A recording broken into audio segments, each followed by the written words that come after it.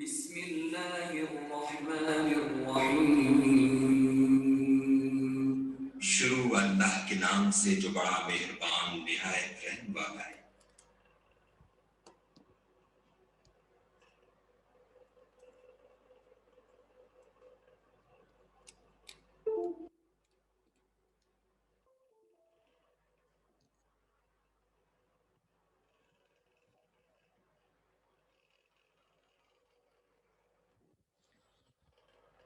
بسم اللہ الحمدللہ والصلاة والسلام علی رسول اللہ۔ رب اشرح لی صدری ویسر لی امری واحلل عقدۃ من لسانی یفقہوا قولی۔ السلام علیکم ورحمۃ اللہ۔ وعلیکم السلام ورحمۃ اللہ وبرکاتہ۔ آپ سب لوگوں کو خوش آمدید۔ آج کی اس کلاس میں سبق نمبر 17 اور 18 کے لیے اس سبق میں انشاءاللہ ہم جو قرآن کریم کی شان جو مقصد نزول ہے قرآن کریم کا انشاءاللہ وہ پڑھیں گے۔ اس کے بعد گرامر میں جو ہم نے امر اور نہیں کی پریکٹس کی تھی پچھلی دفعہ، آج اسی کی کچھ اور فارمز پڑھیں گے اس لیسن میں انشاءاللہ۔ اور کل 14 نئے الفاظ ہیں جو قرآن کریم میں 1040 بار آئے ہیں۔ تو الحمدللہ سبق نمبر 17 کے اختتام تک آپ 208 الفاظ سیکھ چکے ہوں گے جو قرآن کریم میں 39,571 بار آئے ہیں الحمدللہ۔ یہ جو اب 4 لیسن آخر کے رہ گئے، اس طرح میں نے بتایا تھا آپ کو پچھلی دفعہ بھی کہ 2 لیسن ہم آج کریں گے، اور انشاءاللہ عید سے پہلے جو آخری سنڈے ہوگا رمضان کا اس میں آخری 2 لیسن ہم کریں گے۔ ان 4 لیسن میں اب ہم اس طرف بڑھ رہے ہیں کہ جب ہم قرآن کریم پڑھنے کی طرف آئیں گے۔ ابھی تک جو اسباق ہم نے سیکھے ہیں اس میں نماز کو سمجھنا تھا، کچھ آخر کی صورتیں سیکھنی تھیں اور کچھ دعائیں تھیں۔ اب ہم آ رہے ہیں اس طرف کہ جہاں پر ہم قرآن کریم سیکھنے کی طرف آئیں گے۔ جس طرح میں نے آپ کو پہلے ہی بتایا تھا کہ جب ہم QC2 میں آئیں گے تو وہاں پر سورۃ البقرہ شروع کریں گے، اور مصحف کے جو پہلے 5 صفحے ہیں وہ اس کے کورس میں شامل ہیں۔ تو اب اس کے لیے ہمیں تیاری کرنی ہے۔ ڈاکٹر صاحب نے ان 4 لیسن میں جو کانٹینٹس شامل کیے ہیں گرامر کے علاوہ، وہ اسی مقصد کے لیے ہیں کہ جیسے آج سبق نمبر 17 میں ہم سیکھ رہے ہیں کہ مقصد نزول قرآن کریم کا، اس کے بعد آج جو دوسرا لیسن ہے اس میں سبق نمبر 18 میں ہم یہ سیکھیں گے قرآن کریم آسان ہے اور اس کا سیکھنا بہترین کام ہے۔ تو اگین قرآن کریم کی ایک آیت اور ایک حدیث ہم یہاں پر سیکھیں گے۔ پھر سیکھنے کا طریقہ کیا ہے یہ سبق نمبر 19 میں آئے گا یہ، اور یہ ہے جس کی اپلیکیشن انشاءاللہ پھر ہم آگے کر رہے ہوں گے۔ اور سبق نمبر 20 میں ہم دیکھیں گے کہ QC1 جب ہم نے کمپلیٹ کیا تو ہم کہاں کھڑے ہوئے ہیں اور قرآن کریم کتنا ابھی ہم سمجھ سکتے ہیں، تاکہ اس کے آگے کی ہم تیاری کریں اور پھر QC2 یہ جو لیول 2 ہے اس کورس کا اور 3 وغیرہ اس میں ہم آئیں۔ تو آئیے ہم شروع کرتے ہیں۔ اس سبق میں سب سے پہلے جس طرح میں نے آپ کو بتایا کہ سورہ صاد کی آیت نمبر 29 ہے جس میں اللہ تعالیٰ نے مقصد بتایا ہے۔ مختلف لوگوں سے اگر میں پوچھوں تو لوگ مختلف جواب دیں گے کہ بھئی اللہ تعالیٰ نے قرآن کریم کو کیوں نازل کیا ہے، مگر سب سے بہترین ہمیں ہدایت کہاں سے ملتی ہے؟ قرآن کریم سے ملتی ہے کہ قرآن کریم میں اللہ تعالیٰ نے اس کو نازل کرنے کا مقصد کیا بتایا۔ تو میں تو سجیسٹ یہ کروں گا کہ یہ سورہ صاد کی آیت نمبر 29 جو ہے، اور اس کو آپ یاد بھی کر لیں، اس کا ریفرنس بھی یاد رکھیں۔ کبھی بھی دعویٰ کے سلسلے میں کوئی بات ہوتی ہے تو آپ یہی آیت کوٹ کریں گے کہ بھئی اللہ تعالیٰ نے تو یہ مقصد بتایا اس کتاب کا، اب آپ کسی اور مقصد کے لیے اس کو استعمال کرتے رہیں یا بتاتے رہیں وہ ایک الگ بات ہوگی، مگر جو اللہ تعالیٰ کی بات ہے وہ اوتھینٹک بات ہے کہ اللہ تعالیٰ نے قرآن کریم میں کہا ہے کہ میں نے اس کتاب کو اس مقصد کے لیے نازل کیا ہے۔ تو آئیے ہم پہلے اس کو سن لیتے ہیں، اس کے بعد پھر اس کا لفظی ترجمہ اور مفہوم کی طرف آئیں گے۔ اعوذ باللہ من الشیطان الرجیم۔ کتاب أنزلناه إليك مبارك ليدبروا آياته وليتذكر أولو الألباب. صدق اللہ العظیم. تو اس کا جو مقصد ہے اللہ تعالیٰ نے اس میں بتایا ہے، اس دو چیزیں بتائی ہیں. کہ پہلی بات تو یہ کہ برکت والی کتاب ہے، تو برکت تو ہے، مگر اس کا نازل کرنے کا مقصد برکت کا حصول نہیں ہے، بلکہ نازل کرنے کا مقصد کیا ہے؟ جو اصل مقصد ہے، برکت تو ہوگی ہی ہوگی کیونکہ کتاب ہی برکت والی ہے، مگر تدبر کرنا اور تذکر، یعنی کہ غور و فکر کرنا اور اس سے نصیحت حاصل کرنا، یہ دو چیزیں ہیں. تو تدبر کس چیز پر کرنا ہے؟ اس کی آیات پر، یعنی جو عربی کی آیات ہیں اس کے اوپر تدبر کرنا ہے. اور اس کے لیے کیا ضروری ہے؟ کہ قرآن کریم کی عربی کو سمجھنا ضروری ہے، جو اللہ تعالیٰ نے قرآن کریم میں ہی ہمیں بتا دیا ہے کہ وہ آسان ہے. تو قرآن کریم کو عربی میں سمجھنا کیوں ضروری ہے؟ اس لیے کہ ہم تو انسانی کلام کا بھی ترجمہ جو ہے صحیح معنوں میں نہیں کر سکتے ہیں کسی اور زبان میں. یہ تو اللہ تعالیٰ کا کلام ہے، اور اللہ تعالیٰ کا کلام اس زبان میں اللہ تعالیٰ نے نازل کیا کہ جو اس وقت فلی میچیور ہو چکی تھی. آپ آج بھی کسی عربی دان سے پوچھ لیں، اس کے بعد عربی زبان ڈیولپ نہیں ہوئی ہے. جو جس پیک پر وہ اس وقت پہنچی ہوئی تھی، اس میں اللہ تعالیٰ نے اپنا کلام نازل کیا. اچھا، جو ترجمہ نہیں کر سکتے ہیں اس کی ایک مثال ڈاکٹر صاحب نے یہاں بڑی اچھی دی ہوئی ہے کہ یہ 4 الفاظ ہیں، آپ دیکھیں اس سے ایک کسی نے اس کو بہت اچھے طریقے سے ایک شعر کی شکل میں بتایا ہے کہ بھئی کیسے کیسے ایسے ویسے ہو گئے، اور ایسے ویسے کیسے کیسے ہو گئے. 4 لفظ ہیں، اس کو اگر کوئی کہے کہ اس کا آپ ترجمہ انگریزی میں کر دیجئے، کوشش کرتے رہیں، وہ مفہوم ٹرانسلیٹ، آپ ورڈ ٹرانسلیشن تو کر لیں گے، مگر کیا وہ مفہوم ادا ہو جائے گا جو شاعر نے یہاں پہ کہا ہے، جو وہ بتانا چاہ رہا ہے؟ کبھی بھی نہیں. تو یہ جب انسانی کلام کے لیے ممکن نہیں ہے تو اللہ تعالیٰ کے کلام کے لیے کیسے ممکن ہوگا کہ اس کا ترجمہ کر دیا جائے؟ تو ترجمانی بہت سارے لوگ کرتے ہیں اور اسی لیے آئے دن نئے نئے ترجمے میں نظر آتے رہتے ہیں، مگر ترجمہ اس کا صحیح معنوں میں نہیں ہو سکتا. تو کیا مطلب ہے اس کا؟ کہ آپ نے قرآن کریم کے 100 ترجمے بھی پڑھ لیے ہوں تو آپ نے عام معنوں میں قرآن مجید نہیں پڑھا ہے.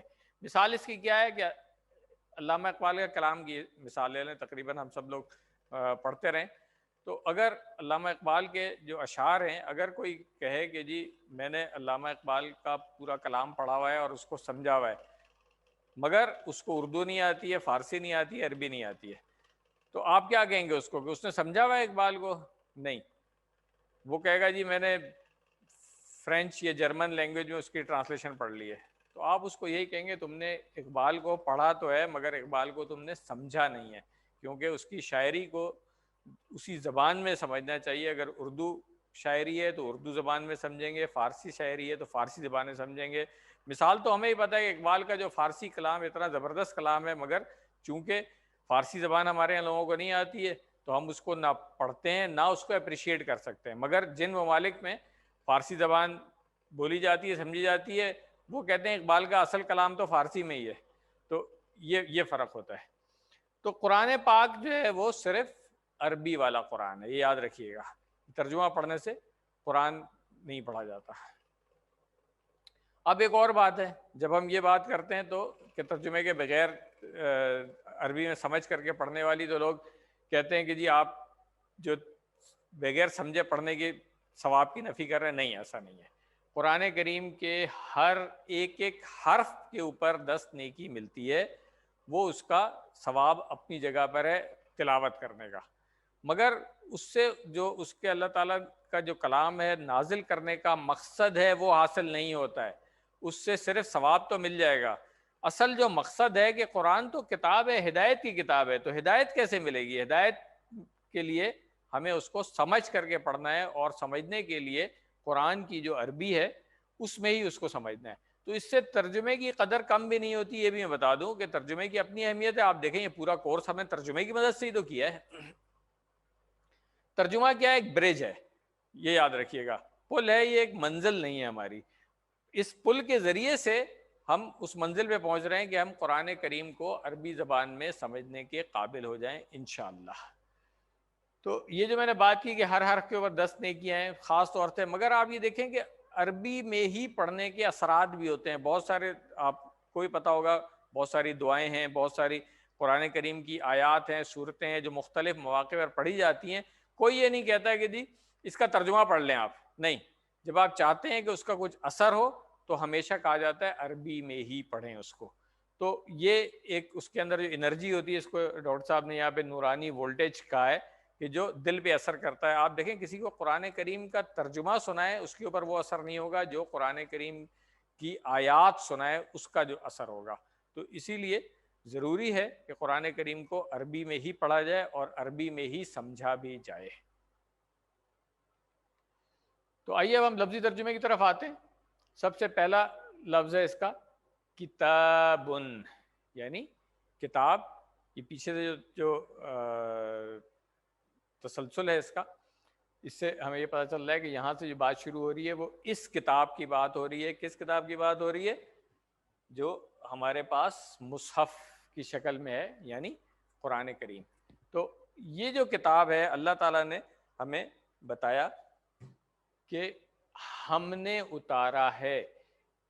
اچھا کتاب کو دیکھ لیں، کتاب اس کی جمع کتب ہم پہلے ہی پڑھ چکے ہیں، نئی چیز نہیں ہمارے لیے۔ انزلنا ہو، یہ دو لفظ مل کے بنے ہوئے ہیں، انزلنا ہو۔ انزلنا کیا ہے؟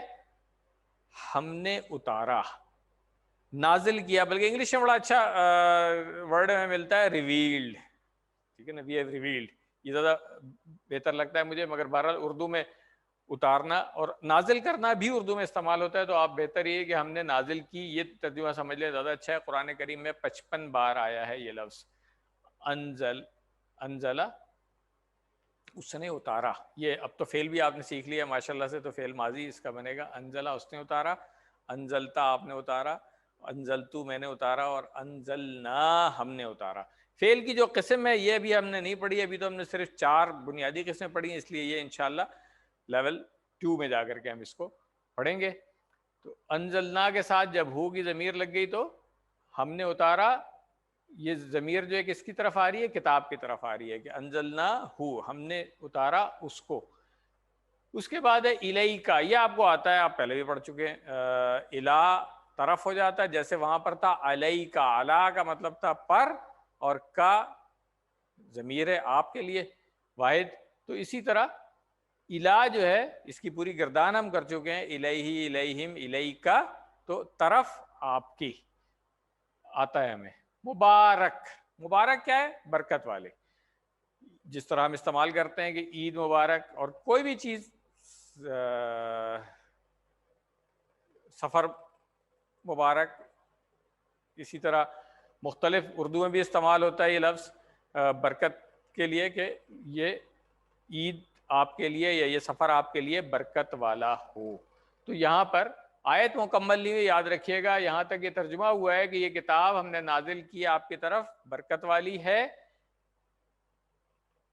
اب آگے بات جب آیت مکمل ہوگی تو پھر ہم اس کی طرف آئیں گے۔ تو قرآن جو ہے اللہ تعالیٰ کی کتاب ہے جس کو اللہ نے آسمان سے اتارا ہے۔ برکت کے معنی کیا ہے؟ یہ سمجھ لیں کہ نعمت کا ملنا، قائم رہنا اور بڑھتے رہنا، یعنی زیادہ ہوتے رہنا۔ یہ جو ہم کسی کو دعا دیتے ہیں کہ اللہ تعالیٰ آپ کے رزق میں برکت دے، اللہ تعالیٰ آپ کے مال میں اور اولاد میں برکت دے، تو اس مفہوم میں بات ہوتی ہے برکت کی۔ تو یہ وہ زیادتی یا مدد ہے جو ہمیں نظر نہیں آتی لیکن ہم اس کو محسوس کر سکتے ہیں۔ کہ آپ اکثر دیکھیں گے کہ کسی کے پاس کم پیسوں میں بھی اللہ تعالیٰ نے بہت برکت دی ہوئی ہے۔ اسی طرح جو رزق میں برکت ہوتی ہے، مال، اولاد، ان ساری چیزوں کے اندر، تو جو اللہ تعالیٰ کی نعمتیں ہیں ان میں برکت کا جو کانسیپٹ ہے اس کو ہم سب سمجھتے ہی ہیں الحمدللہ۔ اب اس قرآن کی برکت کی جو بات ہو رہی ہے کہ یہ کتاب اللہ تعالیٰ نے کہا ہے کہ برکت والی ہے، تو اس کو دیکھیں گے جس رات یہ کتاب اتری، صرف اس کے اترنے سے وہ رات 1000 مہینوں سے بہتر ہو گئی، ٹھیک ہے نا۔ لیلۃ القدر کے بارے میں ہم پڑھتے ہیں قرآن میں، اللہ تعالیٰ نے بتایا، تو سوچئے کہ یہ جس رات میں اتری وہ رات 1000 مہینوں سے بہتر، ایک رات ہے مگر 1000 مہینوں سے بہتر ہو گئی۔ ہر مہینے میں 30 راتیں ہوتی ہیں، حساب خود کر لیں آپ. تو پھر قرآن کتنی برکت والا ہوگا. اس کے بعد جس مہینے میں اترا وہ جو رمضان کا مہینہ ہے، یہ والا شہر رمضان الذی انزل فیہ القرآن، تو اللہ تعالیٰ نے رمضان کے مہینے میں قرآن کو نازل کیا. یہ مہینہ کیا ہے؟ سب سے افضل ہو گیا یہ مہینہ. اس کے بعد جس رسول پر اترا یہ صلی اللہ علیہ وسلم، وہ سب سے افضل رسول بن گئے. جس شہر میں اترا وہ بہترین اور امن والا شہر ہے. آج تک سب لوگ اسی کی طرف رخ کرتے ہیں. تو آپ یہ دیکھیں گے قرآن کی برکت کا یہ عالم ہے کہ وہ رات، وہ مہینہ، وہ شہر، وہ رسول، وہ سب افضل ہو گئے. اب کیا بات رہ جاتی ہے کہ جس امت پر وہ اترا اس کے لیے آپ دیکھیں کہ وہ جس امت کے اوپر وہ اترا، جنہوں نے سو قرآن کو اپنایا، انہوں نے کیا کیا؟ دنیا بدل دی. پہلے 1000 سال جو ہے آپ دیکھیں جس طریقے سے بھی مسلمان جو ہے قرآن کے ساتھ جڑے رہے، تو انہوں نے صرف علم نہیں بلکہ عمل بھی ہر میدان کے اندر جو ہے وہ دنیا کی تمام قوموں پر حاوی رہے. خاص طور سے جو صحابہ کرام رضوان اللہ علیہم اجمعین، نبی صلی اللہ علیہ وسلم سے ڈائریکٹ انہوں نے تربیت لی تھی. ان کے کارنامے آپ دیکھ لیں پوری دنیا کے اندر اس وقت کے، حالانکہ وسائل زیادہ نہیں تھے، اس کے باوجود انہوں نے کہاں کہاں تک پہنچ کر کے یہ دین اسلام بھی پھیلایا اور ایک جو مسلمانوں کی حکومت تھی اس کو اس زمانے کی سپر پاور بنا دیا. اس کے علاوہ علم اور اخلاق کے بھی ماڈل بن گئے وہ لوگ، کہ آج بھی ہم سیرت پڑھتے ہیں صحابہ کی تو ہمیں پتہ چلتا ہے کہ نہیں وہ بہترین لوگ تھے. تو یہ بات ہے، یہ برکت تھی اس قرآن کی. اب سوچنے والی بات ہے کہ آج یہ امت کیوں ذلیل ہو رہی ہے. وہ جو ہے نا کہ ہے آج کیوں ذلیل کہ کل تک نہ تھی پسند گستاخ یہ فرشتہ ہماری جناب میں. تو یہ وہ والی بات ہے کہ یہ امت آج کیوں ذلیل ہو گئی ہے. وجہ صرف وہی ہے کہ ہم تارک قرآن ہو گئے. اقبال کے الفاظ میں کہ ذلیل ہونے کی کیا وجہ ہے کہ ہم نے قرآن کو چھوڑ دیا ہے. قرآن سے ہم جڑیں گے تو آج پھر اسی طرح ہم اسی مقام پہ پہنچ سکتے ہیں جس مقام پر ہم اس وقت تھے جب قرآن کے ساتھ کسی نہ کسی صورت میں جڑے ہوئے تھے. اور مثالیں آج بھی موجود ہیں، آپ دیکھ سکتے ہیں کہ جو لوگ قرآن کے ساتھ جڑتے ہیں اللہ تعالیٰ بھی ان کی مدد کرتا ہے اور ان کو کام میں ہر طرح کی برکت بھی ملتی ہے الحمدللہ. تو اسی تصور احساس کے ساتھ پریکٹس کر لیں کہ اللہ تعالیٰ نے جو کتاب نازل کی ہے یہ برکت والی ہے. کتاب، یہ کتاب، انزلناہ، ہم نے اتارا ہے اس کو، الیکا، آپ کی طرف، مبارکن، برکت والی ہے. مگر یہ آیت یہاں مکمل نہیں ہوئی ہے. آپ دیکھیں اس کے آگے آ رہا ہے لیدبروا آیاتہ، تاکہ وہ غور کریں اس کی آیات پر. کس کی؟ اس کتاب کی، جو قرآن کی جو آیات ہیں اس کے اوپر وہ سب غور کریں. لی پہلے دیکھ لیں، ابھی تک ہم نے لی جو پڑھا تھا وہ لیے والا پڑھا تھا. اب ایک اور لام زیر لی آ گیا ہے، اس کا مطلب ہے تاکہ. یہ فعل سے جب پہلے آتا ہے تو اس کی خصوصیت ہم آگے جا کر کے پڑھیں گے کہ کیا کرتا ہے. یہ یہاں پر ہے یدبرو، یہ جمع ہے، تدبر کرنے والے کے لیے استعمال ہوگا.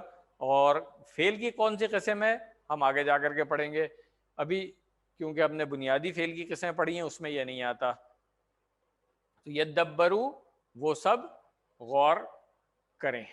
لی جو ہے نا یہ جو شروع میں آتا ہے اس کا مطلب ہوتا ہے تاکہ. تو کیا ترجمہ ہو گیا؟ تاکہ وہ سب غور کریں. کس چیز میں غور کریں؟ آیاتی ہی، آیات ہم نے پہلے پڑھا ہے آیتن واحد ہے. آیت کے دو معنی ہوتے ہیں، ایک تو آیت جو قرآن کریم کی آیت ہو گئی، ورس اس کو ہم کہتے ہیں، اور ایک ہوتا ہے نشانی. تو قرآن کریم میں ان دونوں الفاظ، ان دونوں معنی میں یہ لفظ استعمال ہوا ہے، آیتن یا اس کی جمع آیاتن. جو اللہ تعالیٰ نے قرآن کریم میں استعمال کیا ہے، دونوں معنوں میں استعمال کیا، کہیں پہ دونوں ہی معنی آ جاتے ہیں اور کہیں پہ کوئی ایک معنی آتا ہے، صرف یہ دیکھنے کی ضرورت ہے۔ جہاں پہ تلاوت کی بات آئے گی وہاں پہ صرف اس آیت کی بات آئے گی، جہاں پہ غور و فکر کرنے کی بات آئے گی اس میں یہ دونوں چیزیں شامل ہو جائیں گی۔ تو یہاں پر یہ دونوں معنی ہیں کہ اس کی جو آیات ہیں قرآن کریم کی اس پر غور کریں۔ اس کے ساتھ ضمیر لگی ہوئی ہے ہی، آیاتی ہی، تو اس کی آیتیں، ٹھیک ہے نا، اس کی نشانیاں۔ آئیے اس کی ہم پریکٹس کر لیں پہلے، پھر آگے چلتے ہیں۔ آیت ابھی مکمل نہیں، یاد رکھیے گا یہ ایک مقصد نزول ہے کہ اس کی آیات پر غور اور فکر کیا جائے۔ لیدبروا، تاکہ وہ غور کریں، آیاتی ہی، اس کی آیات پر۔ اس کے بعد آیت کا آخری حصہ ہے وَلِيَتَذَكَّرَ أُولُو الْأَلْبَابِ، اور ہو گیا لام زرلی، وہی تاکے والا ہے، وہاں پہ تھا یدبرو، یہاں پہ یتذکرہ، کہ وہ نصیحت پکڑیں۔ یہ بھی جو تذکر والی بات ہم نے کی تھی، یہ فعل کی جو قسم ہے آگے جا کر کے ہم پڑھیں گے۔ تدبر اور تذکر بس یاد رکھیں، تدبر کا مطلب ہے غور و فکر کرنا، تذکر کیا ہے؟ نصیحت حاصل کرنا۔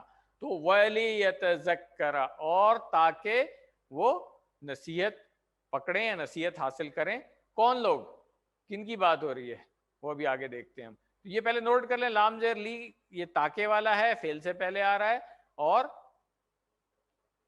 اس کا جو ترجمہ ہوتا ہے اس میں ہم تاکہ جو فعل آ رہا ہے آگے وہ فعل ساتھ بتاتے ہیں کہ تاکہ وہ یہ کریں یا تاکہ آپ یہ کریں، جو بھی صیغہ استعمال ہوگا اس میں۔ تو یہاں پر ہے کہ تدبر کریں اس کی آیات میں، اور تذکر کریں، نصیحت حاصل کریں۔ کون؟ اولو الالباب۔ اولو الالباب کون ہے؟ عقل والے۔ ابھی ہم اس کو دیکھ لیتے ہیں۔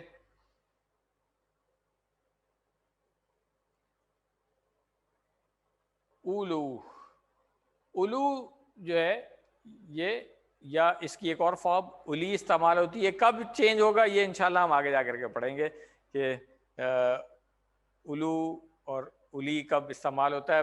ترجمے کے حساب سے ایک ہی معنی ہے دونوں کے، والے، جیسے آگے جا کر کے ہم پڑھیں گے ابو اور ابا اور ابی وغیرہ جو ہے یہ استعمال تو مختلف ہوتے ہیں اس کے، مگر ترجمہ ایک ہی ہوتا ہے، باپ کے لیے استعمال ہوتا ہے۔ تو اسی طرح اولو اور الی جو ہے یہ دونوں بھی قرآن کریم میں استعمال ہوتے ہیں، جہاں پر بھی آئے اس کے معنی ہوگا والے۔ الباب، ٹھیک ہے نا۔ تو لب کہتے ہیں عقل کو، عربی میں لبن ہے اصل میں، یہ عقل کے لیے استعمال ہوتا ہے، اور اس کی جمع ہوگی البابن، الباب۔ اب یہ باب وہ والا دروازے والا باب نہیں ہے، اس کو ذہن میں رکھنا ہے کہ وہ جو الباب کسی خاص دروازے کی بات ہو رہی ہوگی، اس سے پہلے ال لگا دیا جائے گا، باب دروازے کو کہتے ہیں عربی میں، نہیں، یہ لب کی جمع الباب ہے، ٹھیک ہے نا۔ یہ الگ سے لگا ہوا نہیں ہے، یہ اس کا حصہ ہے، اس لفظ کا حصہ ہے الباب۔ تو اس کو نوٹ کر لیں، اس میں کنفیوز نہیں ہونا ہے۔ آئیے ہم پریکٹس کر لیں پہلے۔ وَلِيَتَذَكَّرَ، اور تاکہ نصیحت پکڑیں، اولو الالباب، عقل والے۔ تو اب یہ تدبر اور تذکر، اس کو ایک دو دفعہ بولیں گے تو زبان پہ چڑھ جائے گا کہ تدبر ہے غور و فکر کرنا، تذکر ہے نصیحت حاصل کرنا۔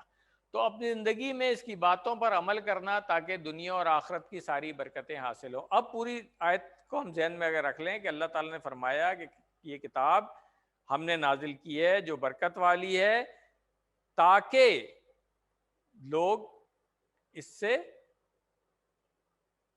نصیحت حاصل کریں اور اس میں غور و فکر کریں، ٹھیک ہے۔ تو جب اس کے اندر غور کریں گے جبھی سمجھ میں آئے گا نا کہ اس سے کیسے ہم نے نصیحت حاصل کرنی ہے۔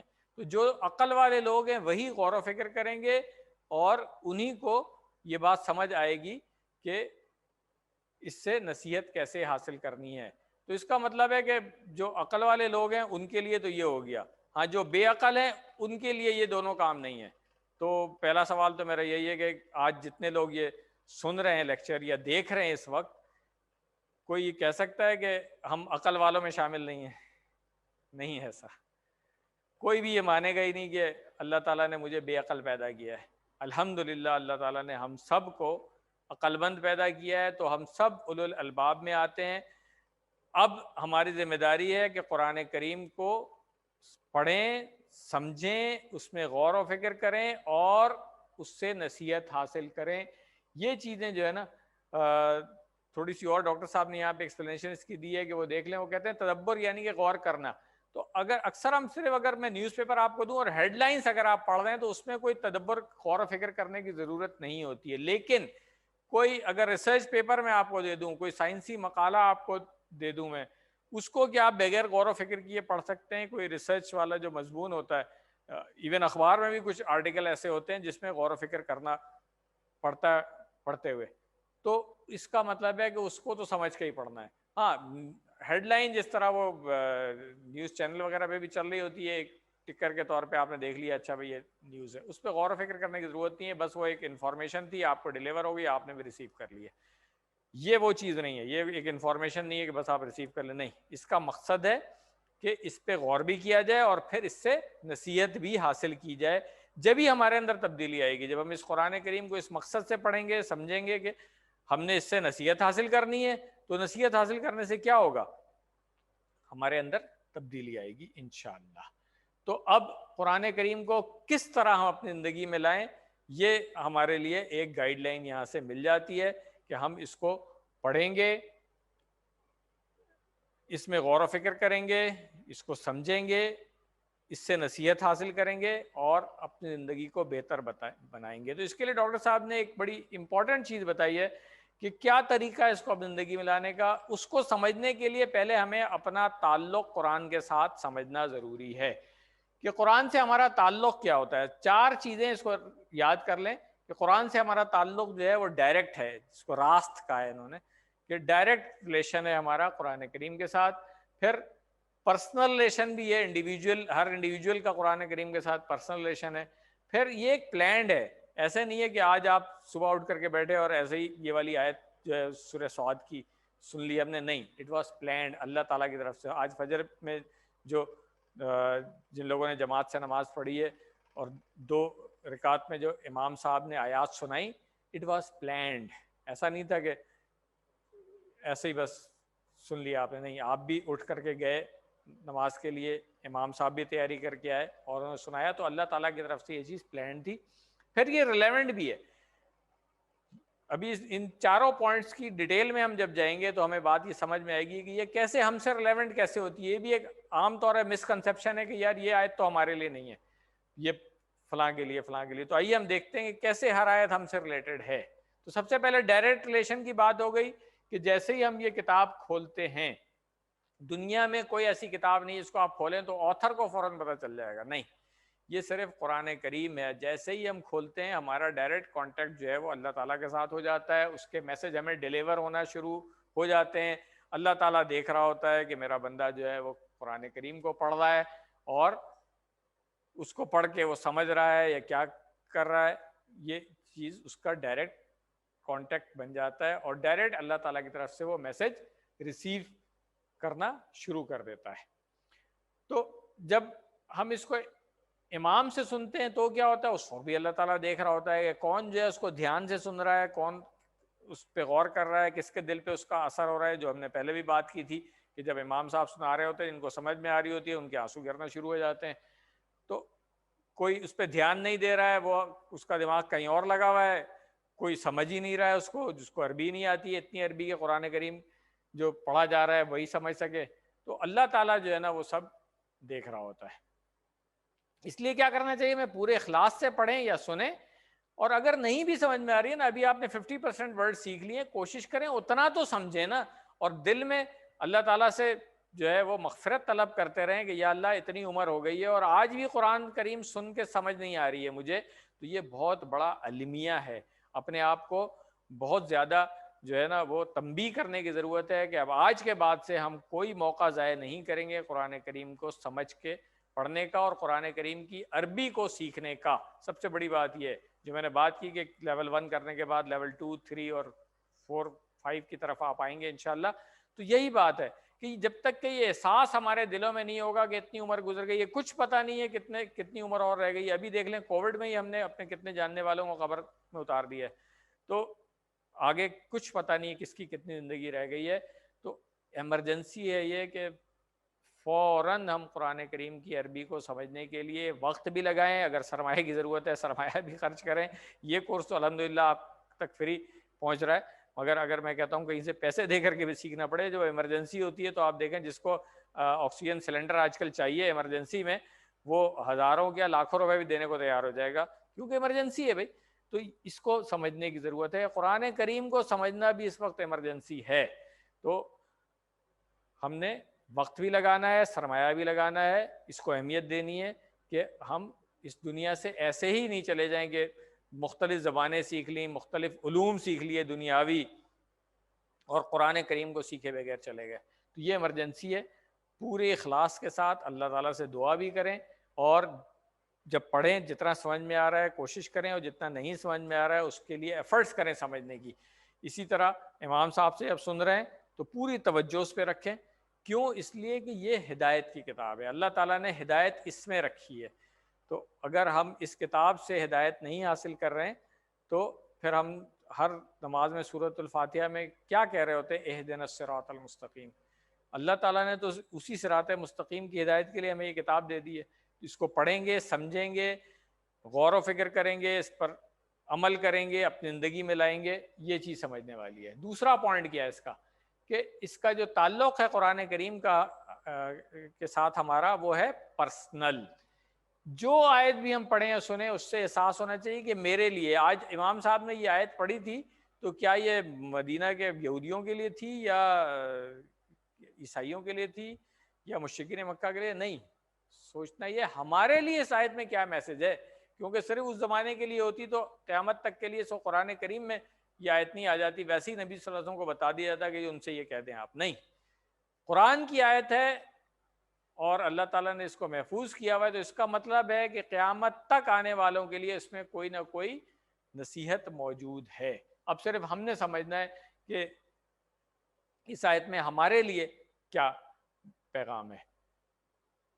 تیسری چیز کہ یہ پلانڈ ہے، جو میں نے ابھی بات کی تھی کہ دنیا کی ہر چیز تقدیر کے تحت ہے. جس طرح ہم کہتے ہیں نا کھانے پینے کی چیزوں کے اوپر بھی کہ دانے دانے پر لکھا ہے کھانے والے کا نام، تو اسی طرح ڈاکٹر صاحب کیا کہتے ہیں کہ آیت آیت پہ لکھا ہے سننے والے کا نام بھی اور پڑھنے والے کا نام بھی. آپ دیکھ لیں آج جتنے لوگ اس وقت آن لائن ہیں ان سب کا نام کہیں پہ لکھا ہوا ہے کہ آج انہوں نے یہ آیت جو ہے وہ سننی تھی. آیت آیت کیا بلکہ لفظ لفظ کے اوپر بھی لکھا ہوا ہے. ٹھیک ہے نا. تو چوتھی چیز کیا ہے کہ قرآن کریم سے ہمارا تعلق جو ہے وہ کیا ہے؟ بہت ہی ریلیونٹ ہے، یہ ہم سے متعلق ہے. یہ اگر کسی بڑے آدمی کے پاس تعلیم کے مشورے کے لیے جائیں تو کیا آپ سے وہ کوئی آٹے دال کے ریٹ کی بات کرے گا؟ نہیں، وہ علم کی ہی بات کرے گا، تعلیم کے بارے میں جو ہے نا وہی بات کرے گا. تو اسی طرح آپ قرآن کریم ہدایت کے لیے پڑھتے ہیں اور سنتے ہیں تو اللہ کی تذکیر یعنی یاد دہانی جو ہے وہ غیر متعلق کیسے ہو سکتی ہے؟ اللہ تعالیٰ نے کتاب نازل ہی اس لیے کی ہے، تو اس کے اندر ضرور تذکیر اور جو تدبر ہے اس کے لیے پورا مٹیریل موجود ہے. صرف سمجھنا ہم نے یہ ہے کہ اللہ تعالیٰ نے یہ آیت آج مجھے کیوں سنائی اور مجھ سے یہ کیسے ریلیٹ کرتی ہے. اب جب تعلق معلوم ہو گیا، تعلق کے لیے یہ چار چیزیں ڈاکٹر صاحب نے بتائی ہمیں کہ ہمارا تعلق قرآن کریم سے جو ہے وہ ڈائریکٹ ہے، ریلیونٹ ہے اور پرسنل ہے اور پلانڈ ہے. تو یہ چار چیزیں جو ہے نا یہ ہم نے سمجھنی ہے. اب اگر ہمیں یہ سمجھ میں آ جاتی ہے تو پھر اس میں تدبر کرنا اور پھر تذکر آسان ہو جائے گا ہمارے لیے. سب سے پہلے ہم نے کیا کرنا ہے؟ اس کا مطالعہ کرنا ہے. پھر تصور اور احساس جو چیز ہے وہ ہم نے کرنی ہے اس کی کہ اللہ تعالیٰ نے یہ آیت نازل کی، اس میں یہ بات کی، اس پہ ہم ذرا تھوڑا سا غور کریں گے اور تصور کریں گے اس کے بارے میں، تو پھر ہی ہمیں احساس ہوگا کہ کیا بات ہو رہی ہے. مطالعہ کرنے کے بعد کیا ہوگا؟ قرآن کریم کی آیت کو سمجھ کر بار بار پڑھنا ہے. ان آیات کی مختصر تشریح تفسیر کا غور و فکر کے ساتھ مطالعہ کیجیے. ابھی آپ نے اسی کورس میں دیکھ لیا، پچھلے دنوں ہم نے سورۃ الاخلاص پڑھی، سورہ العصر پڑھی، جو الناس، الفلق وغیرہ، ان کے اندر کیا ہوا؟ جب ہم نے بچپن سے یاد تھی اور ترجمہ بھی تقریباً سب کو آتا تھا، مگر جب اس کو فہم کے ساتھ پڑھا تو ہمیں کئی چیزیں پتہ چلیں اس کے بارے میں کہ ہم نے تو آج تک اس پہ غور ہی نہیں کیا تھا کہ یہ بھی ہے اس میں. تو اس لیے قرآن کریم کا جو مطالعہ ہے وہ تفسیر کے ساتھ کریں، غور و فکر کے ساتھ کریں. پھر تصور جو ہے، یعنی جہاں تک ممکن ہو وہاں پر تصور کا استعمال کیجیے تاکہ آپ اچھی طرح غور و فکر کر سکیں. مثلا زمین و آسمان کا ذکر ہو تو پھر اس کی وسعت کی ہم بات کریں، کائنات کی بات ہو رہی ہے اس کی وسعت کی بات کریں. آج تک سائنس کوشش کر رہی ہے کہ اس کو میجر کر لیں، ابھی تک نہیں پتہ چلا ہے کہ یہ کائنات کتنی بڑی ہے. پھر رب العالمین کا ذکر ہو تو مختلف جہانوں اور ان میں بے شمار مخلوقات کا تصور کیجئے. پھر احساس جو ہمارے اندر ہونا چاہیے کہ نعمتوں کا ذکر ہو تو شکر کا احساس ہونا چاہیے کہ اللہ تعالیٰ نے کتنی نعمتیں ہمیں دی ہیں. جنت کا ذکر ہو تو شوق اور امید ہونی چاہیے اس کی، اور جہنم کا ذکر ہو تو خوف اور ڈر ہونا چاہیے اس کا. یہ طریقہ ہے ہمارا کہ مطالعہ کرنے کے بعد تصور اور احساس کے ساتھ پھر ہم نے کیا کرنا ہے؟ دعا کرنی ہے، اپنا احتساب کرنا ہے، پلان بنانا ہے اور پھر اسی کو آگے پہنچانا ہے. تو یہ ایک آسان طریقہ جو ڈاکٹر صاحب نے بتا دیا ہے قرآن کریم کو اپنی زندگی لانے کا. سب سے پہلے دعا ہے، کیونکہ ہر عمل کی ابتدا دعا سے ہوتی ہے. پھر اس کے بعد اپنا احتساب کرنا ہے، گزرے ہوئے دن یا ہفتے کا یا جو بھی عمر گزر گئی ہے اس کا احتساب کریں ہم کہ ہم نے کیا کیا کچھ کیا ہے ابھی تک. پھر پلان بنائیں آگے کا کہ اگلے دن یا اگلے ہفتے ہم نے کیا کرنا ہے. دعا میں کیا ہوگا؟ قرآن کی ہر آیت عمل کے لیے ہے، چاہے دل سے ہو یا اپنے اعضاء سے ہو. ہر عمل کی ابتدا جو ہے وہ دعا سے ہوتی ہے. اور مثال کیا ہے؟ تدبر اور تذکر کی توفیق. تو اب آج ہم نے جیسے یہ آیت پڑھ لی کہ اللہ تعالیٰ نے کہا ہے کہ قرآن کریم اس لیے نازل کیا ہے، تو ہمیں فوراً کیا دعا کرنی چاہیے کہ اللہ تعالیٰ ہمیں توفیق دے کہ ہم قرآن کریم کو اس طرح پڑھیں کہ اس میں تدبر کریں اور اس سے نصیحت حاصل کریں. مگر صرف دعا کافی نہیں ہے. مثال ڈاکٹر صاحب نے دی ہے کہ کوئی اگر میٹرک یا او لیول کر رہا ہے اور بس دعا کیے چلا جا رہا ہے، دعا کیے چلا جا رہا ہے، مگر کتاب نہیں کھولتا ہے، پڑھتا نہیں ہے، تو آپ کیا کہیں گے اس کو کہ کیا وہ سنسیئر ہے اپنی دعاؤں میں؟ نہیں، وہ اپنے آپ کو بیوقوف بنا رہا ہے. کیوں؟ اس لیے کہ جب تک دعا کے بعد کتاب نہیں کھولے گا تو کہاں سے امتحان پاس کرے گا وہ.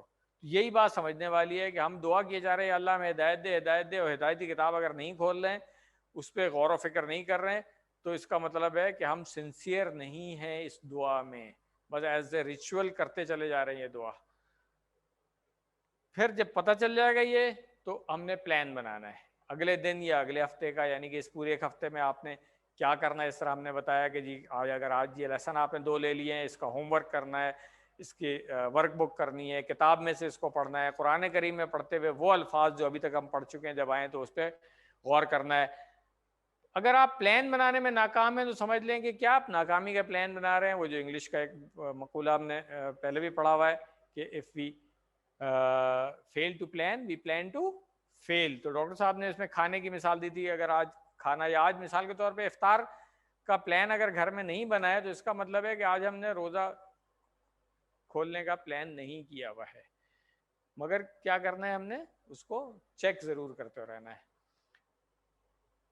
جو پلان ہم نے بنایا ہے، اجتماعی معاملات ہوں، فقہی قواعد ہوں یا کوئی نیا آئیڈیا ہے، تو علماء کرام سے اس کو چیک کر لیجئے. یہ نہیں کہ ہم اپنی مرضی سے کام کرتے رہیں. بہت ساری مثالیں اس کی کہ لوگ تھوڑا سا قرآن پڑھ کے سمجھتے ہیں کہ اب تو ہم جناب اس سے مسائل کا حل بھی نکال سکتے ہیں. نہیں، ایسا نہیں ہے. اصل کام ہم جیسے عام آدمیوں کے لیے کیا ہے؟ ایک تو وہ ایکسٹریم آگے لوگوں کا نہیں، قرآن کریم عام آدمی کو سمجھنے کی ضرورت ہی نہیں ہے، پڑھنے کی ضرورت ہی نہیں ہے، بس آپ عربی اس کی سنتے رہیں، پڑھتے رہیں، ترجمے کوئی پڑھنے کی ضرورت نہیں ہے. کچھ لوگوں نے تو یہاں تک کہہ دیا نعوذ باللہ گمراہ ہو جائیں گے. وہ ایک اور ایکسٹریم تھی، ایک اور گمراہی ہے وہ. مگر دوسری گمراہی جس کے لیے ہمیں اب اپنے آپ کو کوشش کرنا ہے، کیونکہ ہم یہاں تک پہنچ گئے کہ 50% الفاظ سمجھ لیتے ہیں الحمدللہ قرآن کریم کے اس وقت لیول 1 کرنے کے بعد، اور جو آگے بڑھیں گے اور مزید سمجھتے جائیں گے. تو اب وہاں پہ اپنے آپ کو کوشچن کیا کرنا ہے کہ عام آدمی کے لیے کیا ہے کہ قرآن کریم سے کیا چیزیں سیکھنی ہیں ہم نے. مسائل کا حل ابھی نہیں نکالنا، فتوے ابھی نہیں دینے کیا چیز ہے ہمارے لیے کہ تعلق باللہ، اللہ سے تعلق تو قائم ہو سکتا ہے. پھر رسول کی اتباع، جہاں پر بات آتی ہے رسول کی اتباع کرنے کی صلی اللہ علیہ وسلم، وہ سیکھیں ہم. آخرت کی فکر، پھر ذکر کرنا، عبادات، اخلاق، معاملات اور دعوت، تبلیغ، امر بالمعروف، نہی عن المنکر، ٹیم ورک، اجتماعیت وغیرہ، یہ ساری چیزیں تو اس کے علاوہ بھی بہت کچھ ہے جو ہم کر سکتے ہیں. اور ہر آدمی صاحب عقل جو ہے جب قرآن کریم کو پڑھتا ہے تو سمجھ آتی ہے کہ یار اس کے لیے مجھے کسی عالم کے پاس جانے کی ضرورت نہیں ہے. یہاں پہ کہا گیا ہے کہ لوگوں سے آپ نے اچھی بات کرنی ہے. مثال کے طور پہ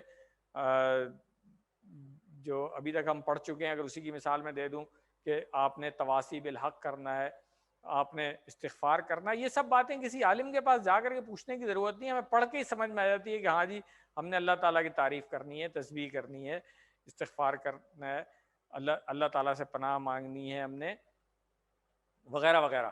تو یہ ساری جو چیزیں ہمیں خود سمجھ آ رہی ہوتی ہیں، ہر صاحب عقل کو پڑھ کے خود ہی سمجھ میں آ رہی ہوتی ہیں کہ کیا کچھ کر سکتے ہیں. ہاں جہاں پہ فقہی مسائل کی بات آئے گی وہاں پہ ہم کسی عالم کے پاس جائیں گے، ٹھیک ہے نا، اس کے لیے مزید پڑھیں گے. تو یہ جو ایک حدیث ترمذی اور دوسری کتابوں میں بھی ہے، ڈاکٹر صاحب نے یہاں پہ کوٹ کی ہے، اس کو پڑھ لیں، اسی سے آپ کو سمجھ میں آ جائے گا کہ چاہے ایک آیت بھی جس کو آتی ہو اس نے سمجھ کے پڑھ لی ہے تو وہ آگے پہنچا سکتا ہے اس آیت کو.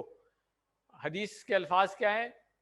بلغوا عنی ولو آیہ، پہنچا دو مجھ سے یعنی میری طرف سے اگرچہ ایک ہی آیت کیوں نہ ہو. بلغ یہ فعل کی ایک اور قسم ہے مگر فعل امر ہے اور اس کی جمع ہے. بلغ واحد ہے، بلغو جمع ہے. بلغ پہنچا اور بلغو پہنچاؤ. تو نبی صلی اللہ علیہ وسلم نے سب کو کہہ دیا کہ آپ نے پہنچانا ہے. کس سے؟ عن، یا کی ضمیر لگی ہوئی، عنی ہو گیا، ٹھیک ہے نا، مجھ سے یعنی میری طرف سے. و لو، لو کہتے ہیں اگر، تو ولو اگرچہ آیتن، کوئی ایک ہی آیت کیوں نہ ہو. تو یہ اب ہم سب کے اوپر ذمہ داری ہوتی ہے کہ نبی صلی اللہ علیہ وسلم نے بتا دیا کوئی ایک آیت بھی سیکھ لیں. آپ نے تو ماشاءاللہ سے اتنی ساری آیتیں سیکھ لی ہیں اس قرآن کے ابھی تک 17 اسباق میں، آپ دیکھیں تو یہ سب آپ لوگوں تک پہنچا سکتے ہیں، کوئی پرابلم نہیں ہے اس میں. اور یہی چیز تبلیغ ہے. اس کا مطلب یہ ہے قرآن حدیث کی جو بھی بات ہم پڑھ رہے ہیں اسے دوسروں تک محبت اور حکمت کے ساتھ بہترین انداز میں پہنچانا ہے. اب اس میں اپنا وقت، پیسہ اور صلاحیت کو لگانا ہے. یہ بھی دیکھیں کہ جب آپ پہنچانا چاہ رہے ہیں کوئی چیز کسی تک تو اس کے لیے پھر بہترین طریقہ ہونا چاہیے نا. تو اس کے لیے آپ ٹائم لگائیں، اپنے آپ کو بھی اچھی طریقے سے پریپیئر کریں. اگر کوئی ریسورسز کی ضرورت ہے لوگوں تک پہنچانے کے لیے، آپ نے کلاس کنڈکٹ کرنی ہے، آپ کو وائٹ بورڈ چاہیے، مارکر چاہیے، ملٹی میڈیا چاہیے، پروجیکٹر چاہیے آپ کو، وغیرہ وغیرہ، جو بھی ریسورسز ہیں اس کو استعمال کریں اور اس کے لیے پیسہ بھی لگائیں. جو اپنی صلاحیت ہے اس کو بھی استعمال کریں. جس کو اللہ تعالیٰ نے جو صلاحیت دی ہے سکھانے کے لیے اس صلاحیت کو استعمال کریں. ہم میں سے کتنے لوگ ہیں جو ٹرینرز ہیں، باضابطہ سرٹیفائڈ ٹرینرز ہیں، تو قرآن کریم کو کیوں نہیں سکھا سکتے ہیں بھئی؟ ہم جتنا سیکھا ہے اتنا تو سکھائیں. اور جو لوگ اگر فرض کریں کچھ نہیں کر رہے نا، تو آپ اپنے آس پاس دیکھیں بہت سارے لوگ ہیں جنہوں نے اپنا وقت اور پیسہ اس کام کے لیے لگایا ہوا ہے، ڈیڈیکیٹ کیا ہوا ہے اپنے آپ کو، یا اپنا کچھ وقت ضرور ڈیڈیکیٹ کیا ہوا ہے اس کام کے لیے، کچھ سرمایہ ضرور ڈیڈیکیٹ کیا ہوا ہے اس کام کے لیے کہ ہم نے لوگوں تک قرآن کریم کا پیغام پہنچانا ہے. تو آپ انہی کے ساتھ شامل ہو جائیں، انہی کی مدد کریں. یہ بھی ایک آپشن ہے کہ اگر آپ خود نہیں کر سک رہے ہیں، اگر آپ کی دنیاوی مصروفیات اتنی ہیں کہ آپ ٹائم نہیں اسپیئر کر سکتے ہیں، جن لوگوں نے ٹائم اسپیئر کیا ہوا ہے ان کی ہیلپ کر لیں آپ. جو لوگ اپنا سرمایہ لگا رہے ہیں آپ ان سے ریکویسٹ کر لیں کہ جی ہم بھی اس میں شامل ہونا چاہتے ہیں، نیکی کمانا چاہتے ہیں، صدقہ جاریہ آخرت کے لیے ہم اپنا حصہ ڈالنا چاہتے ہیں اس میں. آپ کو اپنے آس پاس کچھ نہ کچھ لوگ ضرور مل جائیں گے جو اس طرح کے کام کر رہے ہیں، ان کی مدد کریں، انشاءاللہ اللہ تعالیٰ کے آپ کا عمل قبول ہوگا. تو یہ ساری چیزیں ہیں جو ڈاکٹر صاحب نے بتائی ہیں. اب آگے جانے سے پہلے ہم ایک نوٹ دیکھ لیں کہ اگلے اسباق میں آنے والی آیتوں اور اذکار کو ہم نے اسی طرح پڑھنا ہے، یعنی ہم ہر آیت کا غور سے مطالعہ کریں گے، تصور کا احساس کریں گے، تصور کا استعمال کریں گے اور احساس کے ساتھ اس کو پڑھیں گے. دوسری بات کیا ہے کہ آیت کے مضمون کے حساب سے اللہ سے دعا کریں گے اور پھر اس دعا کی روشنی میں خود کے گزرے ہوئے دنوں کا محاسبہ کریں گے اور اگلے دنوں کا پلان بنائیں گے. جو ہم نے سیکھا ہے اسے دوسروں تک پہنچائیں گے تاکہ ہم اپنی ذمہ داری پوری کر سکیں اور ان کی نیکی کا ثواب بھی جو ہم کو بھی ملے. یہ اب طریقہ ہوگا. اب جو ہم نے بات کی کہ اب آگے قرآن کریم سیکھنا ہے تو کیسے سیکھنا ہے, یہ طریقہ ہوگا ہمارا اب سیکھنے کا. ہر آیت کے لیے اس کو نوٹ کر لیں اپنے پاس کہ یہ کام ہم نے کرنا ہے, جس کو ڈاکٹر صاحب نے ایک چھوٹے سے ایمبلم کی شیپ میں بتا دیا ہے کہ ہم مطالعہ کریں گے تصور اور احساس کے ساتھ, پھر دعا کریں گے, احتساب کریں گے, پلان بنائیں گے اور تبلیغ کریں گے. تو یہ آج ایکسپلین بھی کر دیا ڈاکٹر صاحب نے انشاءاللہ. اب بس آپ نے صرف یہ نیت کرنی ہے کہ آئندہ جو بھی آیت ہم پڑھیں گے اس کو اپنی زندگی میں لانے کے لیے یہ طریقہ کریں گے انشاءاللہ. قرآن کے جو حقوق ہم ہر سبق کے آخر میں بات کرتے ہیں کہ ایمان لانے کے بعد اس کو پڑھنا, سمجھنا, اس پہ غور و فکر کرنا, اس پر عمل کرنا, اس کو پھیلانا اور اس کے نفاذ کی کوشش کرنا, یہ ساری چیزیں جو ہے نا یہ حقوق جس کی ہم ہمیشہ دعا کرتے رہتے ہیں. نوٹ کیجئے بغیر سمجھے تدبر و تذکر نہیں ہو سکتا, یعنی جو نزول کا مقصد ہے وہ پورا ہی نہیں ہوا. اب اللہ تعالیٰ نے آج ہم نے سیکھ لیا کہ بتا دیا ہے کہ قرآن کریم کو نازل کرنے کا میرا مقصد تو یہ ہے بھائی لیدبروا آیاتہ ولیتذکر اولو الالباب. پتہ چل گیا نا. تو اب اگر ہم یہ کام نہیں کر رہے ہیں تو جو اصل مقصد نزول تھا وہ تو حاصل نہیں ہو رہا ہے. ہاں برکات ہم حاصل کرنے کی کوشش کر رہے ہیں, تلاوت کر دیتے ہیں, کچھ اور کام کر دیتے ہیں, مگر اصل مقصد ہم نے نہیں حاصل کیا اس کا. تو آج اور ابھی دعا کریں اور پلان بنائیں کہ کچھ بھی ہو جائے انشاءاللہ ہم قرآن کریم سیکھنے کا پروگرام مسلسل جاری رکھیں گے. لیسن ہمارے یہاں مکمل ہو گیا ہے. اب گرامر کے حصے کی طرف آ جاتے ہیں. گرامر میں پچھلی دفعہ ہم نے فعل امر اور نہیں پڑھا تھا, اسی کی کنٹینیوشن ہے, ابھی اسی کا تسلسل ہے کہ ہم نے 2 پیٹرن اس کے پڑھ لیے تھے, 2 پیٹرن اور آج پڑھیں گے انشاءاللہ. یعنی کہ 4 پیٹرن ہیں, اس کو ہم نے کہا تھا 4 ابواب ہیں. تو 2 ابواب کے امر اور نہیں کے پیٹرن ہم پڑھ چکے ہیں, 2 کے آج انشاءاللہ پڑھیں گے تو یہ مکمل ہو جائے گا ہمارا فعل کا پورشن. اس کے بعد ہم پھر اسم میں آئیں گے. اس طرح میں نے پہلے کہا تھا کہ فعل ماضی ہم پڑھ چکے ہیں, فعل مضارع پڑھ لیا تھا, فعل امر اب پڑھ رہے ہیں. تو ایک اعادہ بھی کر لیں. اس کا امر کیا تھا, اس کے ذریعے کسی کا حکم یا التجا, دونوں چیزیں. اور نہیں کیا ہے, اس کے ذریعے کسی کام کے نہ کرنے کا حکم یا درخواست کی جاتی ہے, دونوں چیزیں. فعلا سے ہم نے کیا تھا کہ فعل ماضی میں ہم نے کہا فعلا, فعلو, فعلتا, فعلتو, فعلتم, فعلنا. فعل مضارع میں ہم نے کہا یفعلو, یفعلون, تفعلو, افعلو, تفعلون, نفعلو. اس کے بعد امر اور نہیں میں ہم نے کہا افعل, افعلو, لا تفعل, لا تفعلو. یہ 4 چیزیں جو ہیں یہ ہم نے کر لی. تو اب ہمارا جو ٹیبل ہے گردان کا بنیادی, اس میں فعل مکمل ہو چکے ہیں ہمارے. اسی فعلا والا جو وزن تھا فتح کا بالکل سیم وزن ہے, اس پہ ہم نے یہ پوری گردان کر لی. پھر ہم نے جالا کی گردان بھی کر لی کیونکہ اس کا پیٹرن بھی فتح والا تھا. پھر دوسرے سیکنڈ پیٹرن میں ہم آئے. جو سیکنڈ پیٹرن کون سا ہے ہمارا, جو دوسرا باب ہے وہ نصارہ. پہلے فتح تھا, اس کا ایک اپنا وزن تھا, اب نصارہ کا اپنا وزن ہے کیونکہ فتح میں یہاں پہ آ رہا تھا یفتحو, نصارہ میں آ رہا ہے ینصرو, تو یہاں پیش آ گئی تھی. تو اس سے پھر پوری گردان ہم نے کی. تو یہاں پہ ہم نے اس میں فعل امر میں کیا دیکھا تھا کہ یہاں پہ شروع میں وہاں پہ افتح یعنی کہ حمزہ کے نیچے زیر آ رہی تھی, یہاں پہ انصر ہے, حمزہ کے اوپر پیش آ گئی یہاں پہ. تو یہ بس صرف فرق سمجھنا ہے کہ اب اس پیٹرن میں جتنے فعل آئیں گے, خلقہ, رزقہ, عبدہ, سجدہ, شکرہ وغیرہ وغیرہ, بہت سارے قرآن کریم میں نے بتایا تھا کہ زیادہ تر افعال جو ہیں وہ اسی پیٹرن پہ آتے ہیں. تو ان سب کا فعل امر جو ہے وہ اس پیٹرن پہ بنے گا. انصر, انصرو, لا تنصر, لا تنصرو, یہ یاد رکھنا ہے. اب ہم آئیں گے آج کے سبق میں جو تیسرا پیٹرن ہوگا یعنی درابا کا. آپ کو یاد ہے نا ہم نے 4 پیٹرن پڑھنے ہیں. پہلا کون سا ہے, فتح فا سے, دوسرا ہے نون سے نصارہ, تیسرا ہے دعاد سے درابا, اور چوتھا ہے سین سے سامیہ. تو آئیے درابا کا پیٹرن پڑھ لیں ہم. درابا کا فعل ماضی مضارع کا پہلے اعادہ کر لیتے ہیں. درابا, دربو, دربتا, دربتو, دربتم, دربنا. یدربو, यदरिबूना, तदरिबू, अदरिबू, तदरिबूना, नदरिबू। अब फेल अमर में आएंगे यहाँ पे इदरिब, ठीक है ना, इसकी जमा बनेगी इदरिबू। और ये कैसे बनेगा, वही तरीका आप देखें, तदरिब था, ये तदरिबू था, ठीक है ना, इसी से हमने कहा था ना फेल अमर बनेगा। तो तदरिबू से फेल अमर बनाए, अलामत मुजारे हटा दे, ता जबर रिमूव कर दिया, दौद के ऊपर जज़म है, इसका मतलब है कि अब पढ़ा नहीं जा सकता, कुछ शुरू में लगाना पड़ेगा। शुरू में हमने क्या बताया था, क्या लगता है, हमजा लगती है, हमजा के साथ हरकत सिर्फ देखनी है कि अब क्या लगेगी। उसकी टिप मैंने आपको ये दी थी, अगर यहाँ पे पेश है सेकंड लास्ट पे, तो फिर हमजा जब आप लगाएंगे उसके ऊपर पेश लगा देंगे, वरना चाहे जबर हो या चाहे जेर हो, हमजा के नीचे जेर ही लगेगी। तो आप देखें इदरिब में जेर लगी हुई है, और आखिर में जो तदरिबू में जो पेश थी, इसको काट करके आपने जज़म में तब्दील कर देना है। तो इदरिब आसान हो गया काम।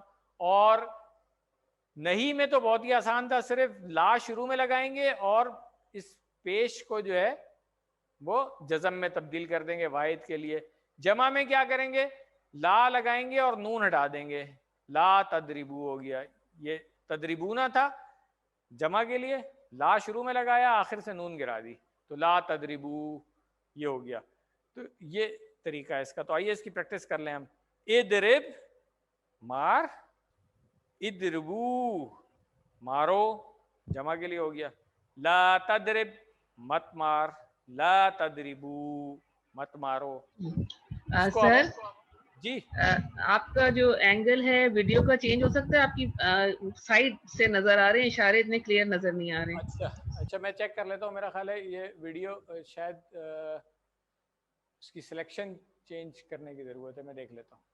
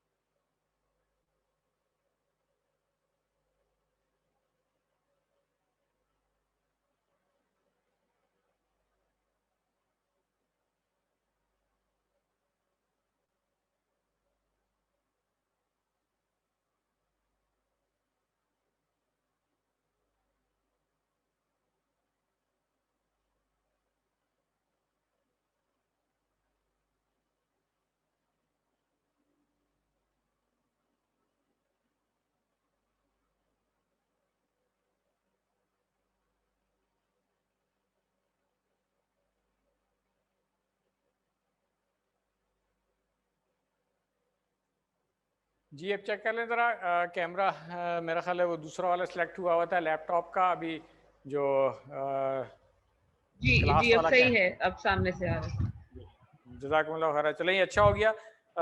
जो इसम फ़ाइल मफूल वगैरह के इशारे आज हमने सीखने हैं, उसके लिए ज़रूरी होगा वीडियो। जो अमर और नहीं के इशारे वो तो आपने पहले ही सीख लिए थे, तो उम्मीद है कि फ़र्क नहीं पड़ा होगा, मगर अभी भी एक दफ़ा फिर मैं करा देता हूँ इसको। ये जो इशारे थे इसको देख लें, इदरिब मार, इदरिबू मारो, ला तदरिब मत मार, ला तदरिबू मत मारो, ठीक है। इसी को अब हम बोलचाल में देख लेते हैं।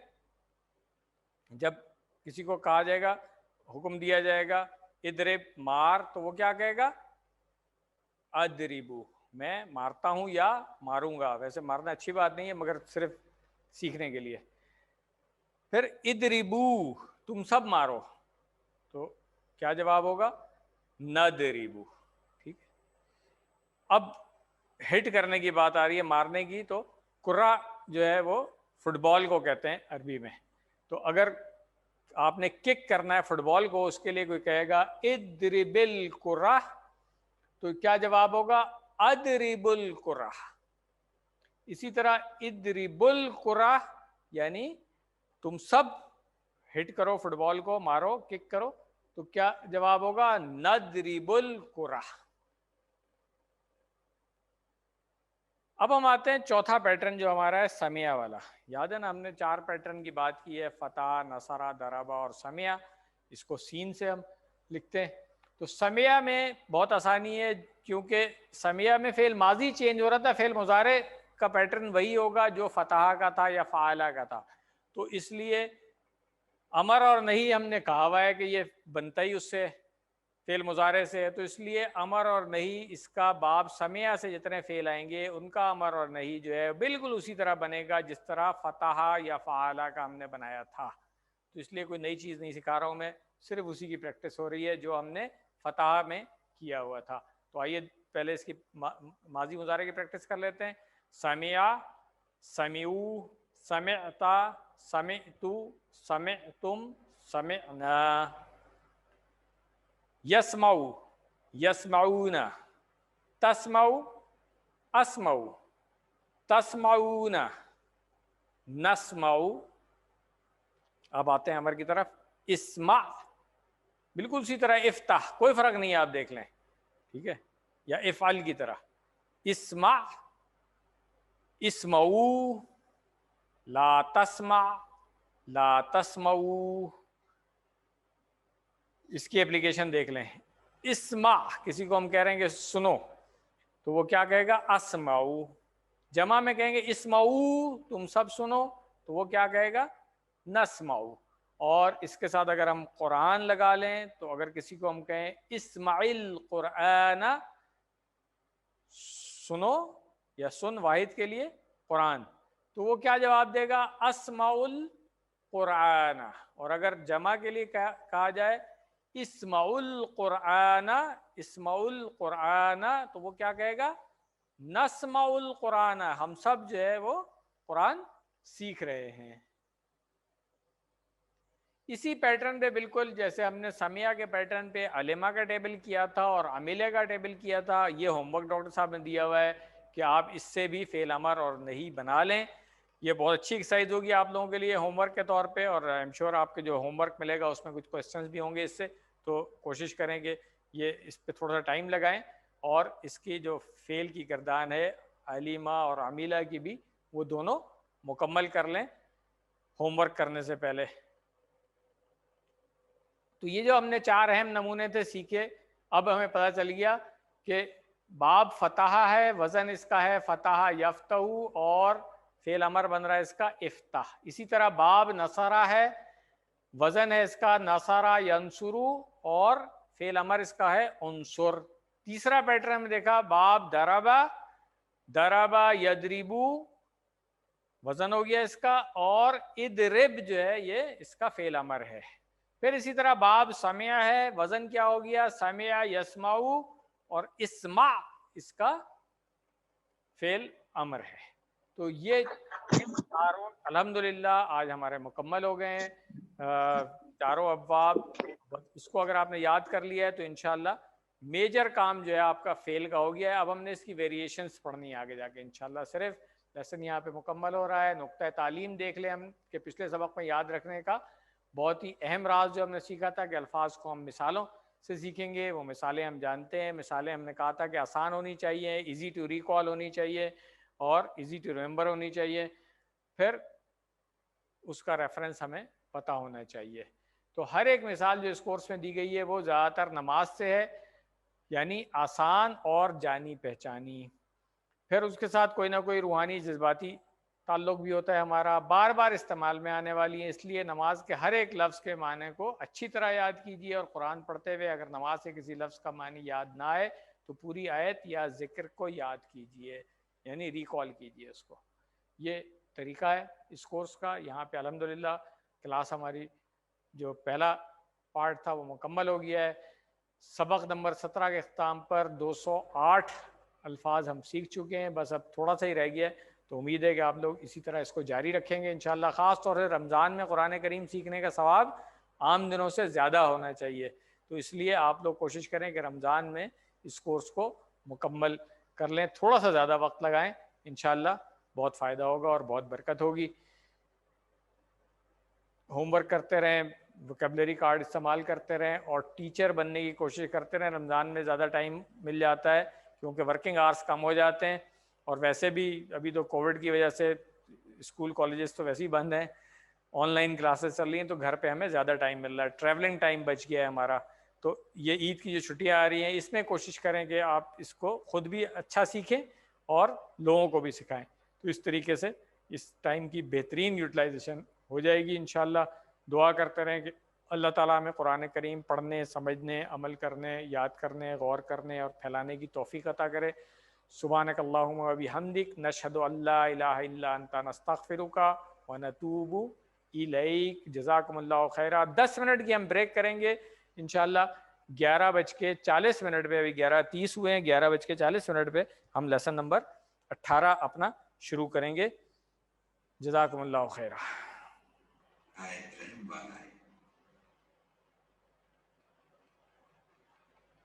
بسم اللہ الرحمن الرحیم. بسم اللہ الحمدللہ والصلاة والسلام علی رسول اللہ. رب اشرح لی صدری ویسر لی امری واحلل عقدۃ من لسانی یفقہوا قولی. السلام علیکم ورحمۃ اللہ. وعلیکم السلام ورحمۃ اللہ وبرکاتہ.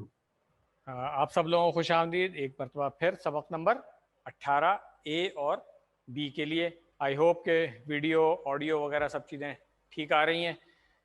آج کے سبق میں ہم نے پہلے یہ سیکھنا ہے کہ قرآن کریم آسان ہے اور اس کا سیکھنا جو ہے وہ بہترین کام ہے. یعنی ایک قرآن کریم کی آیت کا ایک حصہ ہم سیکھیں گے اور 2 حدیثیں ہم سیکھیں گے انشاءاللہ.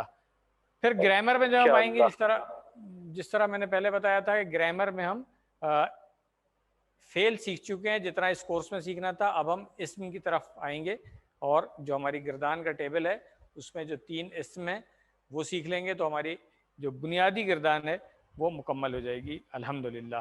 14 نئے الفاظ ہیں جو قرآن کریم میں 898 بار آئے ہیں. تو اب ہمارا جو ورڈ کاؤنٹ ہے 222 الفاظ تک پہنچ چکا ہوگا انشاءاللہ اس لیسن کے اختتام پر. اور 40,000 کا جو ایک بار تھی ہم نے رکھی ہوئی 40,000 والی, الحمدللہ اس لیسن کے بعد ہم کراس کر چکے ہوں گے اس کو. تو 40,000 کا ٹارگٹ تھا ہمارا اس کورس میں, الحمدللہ ہم نے اچیو کر لیا ہے. مگر کنڈیشن کیا ہے کہ گردانے اگر یاد ہیں, تو گردانے نہیں یاد ہیں تو پھر نہیں اچیو کیا ہے.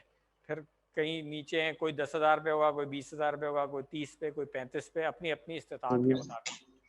تو آپ سب لوگوں نے کوشش کرنی ہے گردانے جو ہے وہ مکمل یاد ہوں ساری, تاکہ آپ 40,000 سے اوپر ہی ہوں جب ہم لیول 2 میں آئیں انشاءاللہ.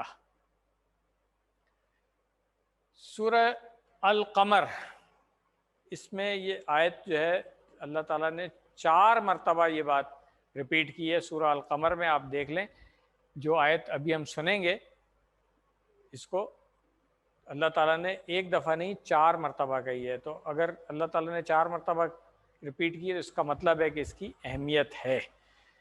تو آئیے ہم پہلے اس آیت کو سن لیتے ہیں, اس کے بعد پھر لفظی ترجمہ اور مفہوم کی طرف آئیں گے. اعوذ باللہ من الشیطان الرجیم. وَلَقَدْ يَسَّرْنَا الْقُرْآنَ لِلذِّكْرِ فَهَلْ مِن مُّدَّكِرٍ.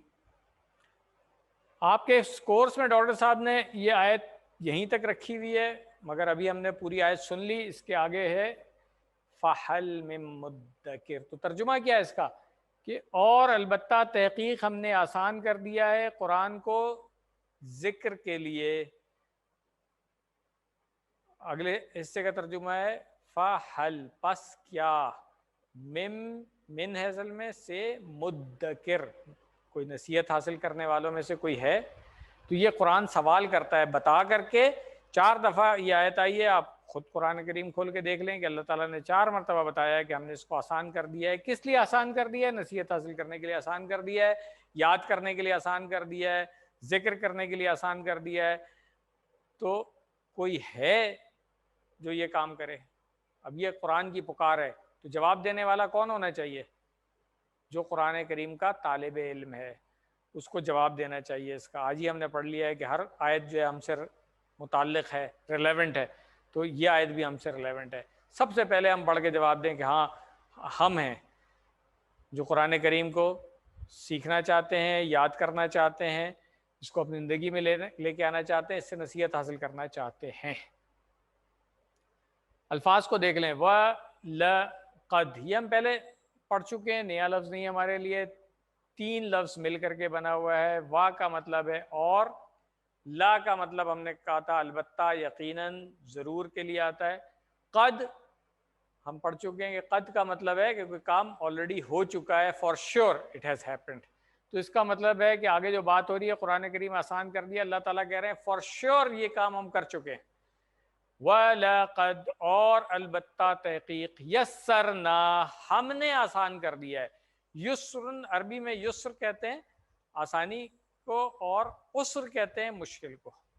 جو ہم کورس شروع کرتے وقت ہم نے ایک دعا پڑھی تھی، ربی یسر ولا تعسر وتمم بالخیر، تو وہ یہی تھا، ہم اللہ تعالیٰ دعا کرتے ربی یسر، کہ اے ہمارے رب اس کو ہمارے لیے آسان کر دے، ولا، اور نہیں، تعسر، تو مشکل کر، وتمم، اور مکمل کر دے، بالخیر، بھلائی کے ساتھ، خیر کے ساتھ۔ تو یہ وہی 2 لفظ سیکھ رہے ہیں ہم، یسرنا، یسر، یہ فعل کی فارم آگے جا کر کے ہم پڑھیں گے، ایڈوانس ہے تھوڑی سی، یہ بیسک میں ہم نے 1 میں نہیں پڑھا ہے، 2 میں انشاءاللہ پڑھ لیں گے ہم اس کو، یا 3 میں پڑھ لیں گے۔ نا، وہی ضمیر اس کے ساتھ لگی ہوئی ہے، فعل کا حصہ ہے، یسرنا، یہ ایک ہی ورڈ ہے یسرنا، اس کو توڑیں گے نہیں، ڈاکٹر صاحب سمجھانے کے لیے کر دیا ہے۔ یسرن آسانی ہے اور عسرن مشکل ہے۔ اب ٹی پی آئی کا میتھڈ دیکھیں کتنا آسان ہو جائے گا، اس کو یاد رکھنا، کیونکہ ہو سکتا ہے تھوڑے دنوں میں آپ بھول جائیں کہ یسر آسان تھا کہ عسر آسان تھا۔ تو ڈاکٹر صاحب نے جو طریقہ بتایا ہے کہ بولنے میں کیا چیز آسان ہے، یا عین، یا تو بہت آسانی سے نکلتی ہے نا زبان کے درمیان سے، اور عین جو ہے وہ حلق کے درمیانی حصے سے نکال رہے ہوتے ہیں، مشکل سے نکلتا ہے۔ تو بولنے میں یسرن آسانی ہے اور عسرن مشکل ہے، تو اسی لیے اس سے یاد رکھ لیں کہ یسرن کا معنی آسان اور عسرن کا معنی مشکل۔ ٹھیک ہو گیا؟ تو یسرنا میں نے بتایا، توڑیں گے نہیں اس کو، ایک ہی لفظ ہے یہ، کہ ہم نے آسان کیا۔ کس چیز کو آسان کیا؟ القرآن، قرآنو نہیں آ رہا، قرآن آ رہا ہے، اس کا مطلب ہے کہ یہ مفعول ہے، آبجیکٹ ہے یہ جس کی بات ہو رہی ہے کہ آسان کر دیا ہے جس چیز کو، وہ ہے قرآن۔ ٹھیک ہے نا؟ مادے کے حروف سے اندازہ لگا لیں، قاف را حمزہ ہے، قرأ اس سے بنتا ہے، تو قرآن جو ہے وہ بہت زیادہ پڑھا جانے والا۔ اب یہ بھی ایک بات ہے کہ اس کو بہت زیادہ پڑھا جاتا ہے، اس کے نام میں بھی معجزہ ہے۔ آج غیر مسلم بھی اس بات کو مانتے ہیں کہ قرآن ہی سب سے زیادہ پڑھی جانے والی کتاب ہے۔ انسائکلوپیڈیا بریٹانیکا آج کل تو استعمال ہی نہیں ہوتی ہے، مگر ڈاکٹر صاحب نے جب یہ سلائیڈیں بنائی تھی تو میرا خیال ہے اس وقت اس کا 11واں ایڈیشن جو تھا اس کے اندر انہوں نے یہ بات کوٹ کی ہے کہ دنیا میں سب سے زیادہ پڑھی جانے والی کتاب جو ہے وہ قرآن کریم ہے۔ للذکر، لی یہ لیے والا ہو گیا، الذکر، ذکر، ذکر کے میں نے بتا دیا کہ کئی معنی ہے، نصیحت بھی ہے، یاد کرنا بھی ہے، ذکر کرنا بھی ہے، تو سمجھنا، نصیحت حاصل کرنا، یاد کرنا، ان سب معنوں کے لیے آسان ہے قرآن کریم۔ یاد رکھیں کہ اللہ تعالیٰ نے جب کہا کہ ہم نے اس کو ذکر کے لیے آسان کر دیا ہے، تو ان سب معنوں کے لیے وہ آسان ہے۔ اس کا کن چیزوں کے لیے؟ ایک دفعہ پھر یاد دہانی کر لیں، حفظ کرنا، یاد کرنا، سمجھنا اور نصیحت حاصل کرنا۔ ہاں، آسان کس کے لیے نہیں ہے؟ فتوے دینے کے لیے، احکام نکالنے کے لیے آپ کو مزید محنت کرنی پڑے گی۔ ٹھیک ہے، کریں آپ ایڈوانس علم حاصل کریں، مفتی کا کورس کریں، فتوے بھی دیں، کوئی مسئلہ نہیں ہے، مگر ابھی نہیں۔ یہ میں پہلے ہی بات کر چکا ہوں کہ ابھی تو صرف اپنے لیے ہے، جو کام کر سکتے ہیں ہم وہ تو کریں نا پہلے۔ آپ نے خود دیکھا کہ صرف 20 گھنٹے میں نمازی کو سمجھ لیں تھوڑی سی گرامر کے ساتھ، تو آپ 40,000 بار آنے والے الفاظ سیکھ رہے ہیں۔ کتنا آسان ہے قرآن، اللہ تعالیٰ نے کتنا آسان کر دیا ہے، سبحان اللہ۔ ہمیں اللہ تعالیٰ کا شکر ادا کرنا چاہیے کہ قرآن کو اتنا آسان کر دیا ہے کہ 20 گھنٹوں میں ہم نے صرف نماز ہی سیکھی ہے اور قرآن کے 50% الفاظ سیکھ لیے۔ اللہ تعالیٰ جزائے خیر دے ڈاکٹر عبدالرحیم کو، جنہوں نے اس کو اتنا خوبصورت ڈیزائن کر کے کورس ہمیں دے دیا کہ نہ صرف خود سیکھنے کے لیے آسان ہے بلکہ سکھانے کے لیے بھی آسان ہے۔ میں نے پہلے لیسن میں بات کی تھی کہ آج مجھے آپ بتا دیں کہ قرآن کریم کی عربی سیکھنے کے لیے اس سے بہتر کوئی کورس ہے سب سے پہلے میں جا کے ایڈمیشن لوں گا اس کے لیے. پچھلے 30 سالوں میں مجھے تو اس سے آسان کورس کوئی نہیں ملا ہے, بلیو یو می. تو اس آیت کو بھی اب ہم نے بات یہی کی تھی کہ جو بھی آیت پڑھیں گے اس کے بعد ہمارا طریقہ یہی ہوگا. تو اس آیت کو پڑھنے کے بعد بھی ہم دعا کریں گے کہ اللہ تعالیٰ نے بتایا کہ ہم نے آسان کر دیا ہے, تو ہم دعا کریں گے کہ اللہ تعالیٰ اس کو ہمارے لیے آسان کر دے. پھر سیکھنے کے لیے, یاد کرنے کے لیے, نصیحت حاصل کرنے کے لیے, ان سب چیزوں کے لیے ہمارے لیے آسان کر دے. پھر ہم حساب کریں گے کہ بھائی کتنی ایفرٹس کر رہے ہیں ہم اس کے لیے, یاد کرنے میں کتنا ٹائم لگا رہے ہیں, غور و فکر میں کتنا ٹائم لگا رہے ہیں, نصیحت حاصل کرنے میں کتنا ٹائم لگا رہے ہیں, اس کی عربی کو, اس کی گردانوں کو یاد کرنے میں کتنی ایفرٹس کر رہے ہیں. شکر الحمدللہ. نہیں کر رہے ہیں یا کم کر رہے ہیں تو پھر پلان بنائیں کہ اس ہفتے میں, اس مہینے میں, آج کے دن ہم کتنا اور ٹائم لگائیں گے, کتنا سیکھیں گے, اور پھر اسی کو آگے پہنچانا ہے. اسباق کیا ملتے ہیں اس کے؟ سب سے پہلے تو ہمیں عمل سے شکر ادا کرتا ہے. حضور ہم نے بات کی تھی اسی کورس کے اندر کہ شکر ایک زبان سے ہوتا ہے, ایک عمل سے ہوتا ہے. تو ہم نے عمل سے شکر کرنا ہے کہ اللہ تعالیٰ نے اس کو آسان کر دیا ہے. تو عمل کیا ہوگا ہمارا کہ ہم سیکھیں گے اور سکھائیں گے, اس نیت اور پلان کے ساتھ کہ ہم جلد سے جلد پورا قرآن کریم سیکھیں گے اور پھر ٹیچر بنیں گے, سکھانا شروع کریں گے. کوئی یہ قرآن مشکل ہے تو آپ کیا کہیں گے کہ نہیں, جن چیزوں کے لیے ہم نے بتایا قرآن کریم اللہ تعالیٰ نے کہہ دیا ہے, خود قرآن کریم میں ایک بار نہیں 4 بار کہا ہے کہ ہم نے اس کو آسان کر دیا. تو اب کوئی کہہ رہا ہے مشکل ہے ان چیزوں کے لیے, تو وہ پھر اللہ تعالیٰ کی بات کے خلاف بات کر رہا ہے. تو نعوذ باللہ, کیا ہم اس کو اللہ تعالیٰ کی بات کو جھٹلانے والے بنیں گے؟ نہیں. اللہ تعالیٰ نے کہہ دیا ہے کہ قرآن کریم آسان ہے تو آسان ہے. ہاں خود بخود تو نہیں آ جائے گا. میتھمیٹکس بھی سیکھنی پڑی تھی ہمیں, 2 کا ٹیبل یاد کرنا پڑا تھا. تو اسی طرح قرآن کریم بھی آئے گا, تھوڑی سی ایفرٹ کرنی پڑے گی. انگریزی آخر ہم نے سیکھ لی, چائنیز لینگویج سیکھ لی, کسی نے جرمن فرینچ بھی سیکھ لی. تو یہ کون سا مشکل کام ہے؟ عربی تو بہت آسان ہے, اور خاص طور سے اردو دان طبقے کے لیے تو بہت ہی آسان ہے, کیونکہ کوئی 80-85% الفاظ تو اردو میں بھی مل جاتے ہیں عربی کے. خود بخود نہیں آئے گا, کچھ وقت اور محنت لگانی پڑے گی, بس اتنی سی بات ہے. ٹھیک ہے, وقت اور محنت تھوڑی سی لگائیں گے. اس کورس کے لیے تو پیسہ بھی نہیں لگانا آپ نے, صرف وقت اور محنت چاہیے. تو انشاءاللہ بہت جلدی سیکھ لیں گے. پھر ایک اور بات ہے کہ اللہ تعالیٰ نے کیا کہا ہے کہ کوئی میری طرف چل کر آتا ہے تو میں اس کی طرف دوڑ کر آتا ہوں. تو آپ چلنا تو شروع کیجئے, سیکھنا شروع کیجئے. الحمدللہ لیول 1 آپ کا مکمل ہونے والا ہے, 2, 3, 4 کریں تو اللہ تعالیٰ آپ دیکھیں خود بخود آپ کے لیے آسانیاں کر دیں گے. میں آپ کو بتاؤں, یہاں ہمارے ساتھ جو لوگ شروع میں سیکھ رہے تھے, انہوں نے ایڈوانس عربی سیکھنے کے شوق کی بات کی. تو ایک ٹیچر جو فیصل آباد میں ہوتے ہیں, کبھی نہیں آئے تھے یہاں, اللہ تعالیٰ نے ان کو ہمارے پاس یہاں بھیجا. انہوں نے بیسک کورس بھی کرایا اور پھر ایڈوانس کورس بھی کرایا. عامر سہیل صاحب, آپ میں سے کچھ لوگ ان سے واقف ہوں گے ضرور.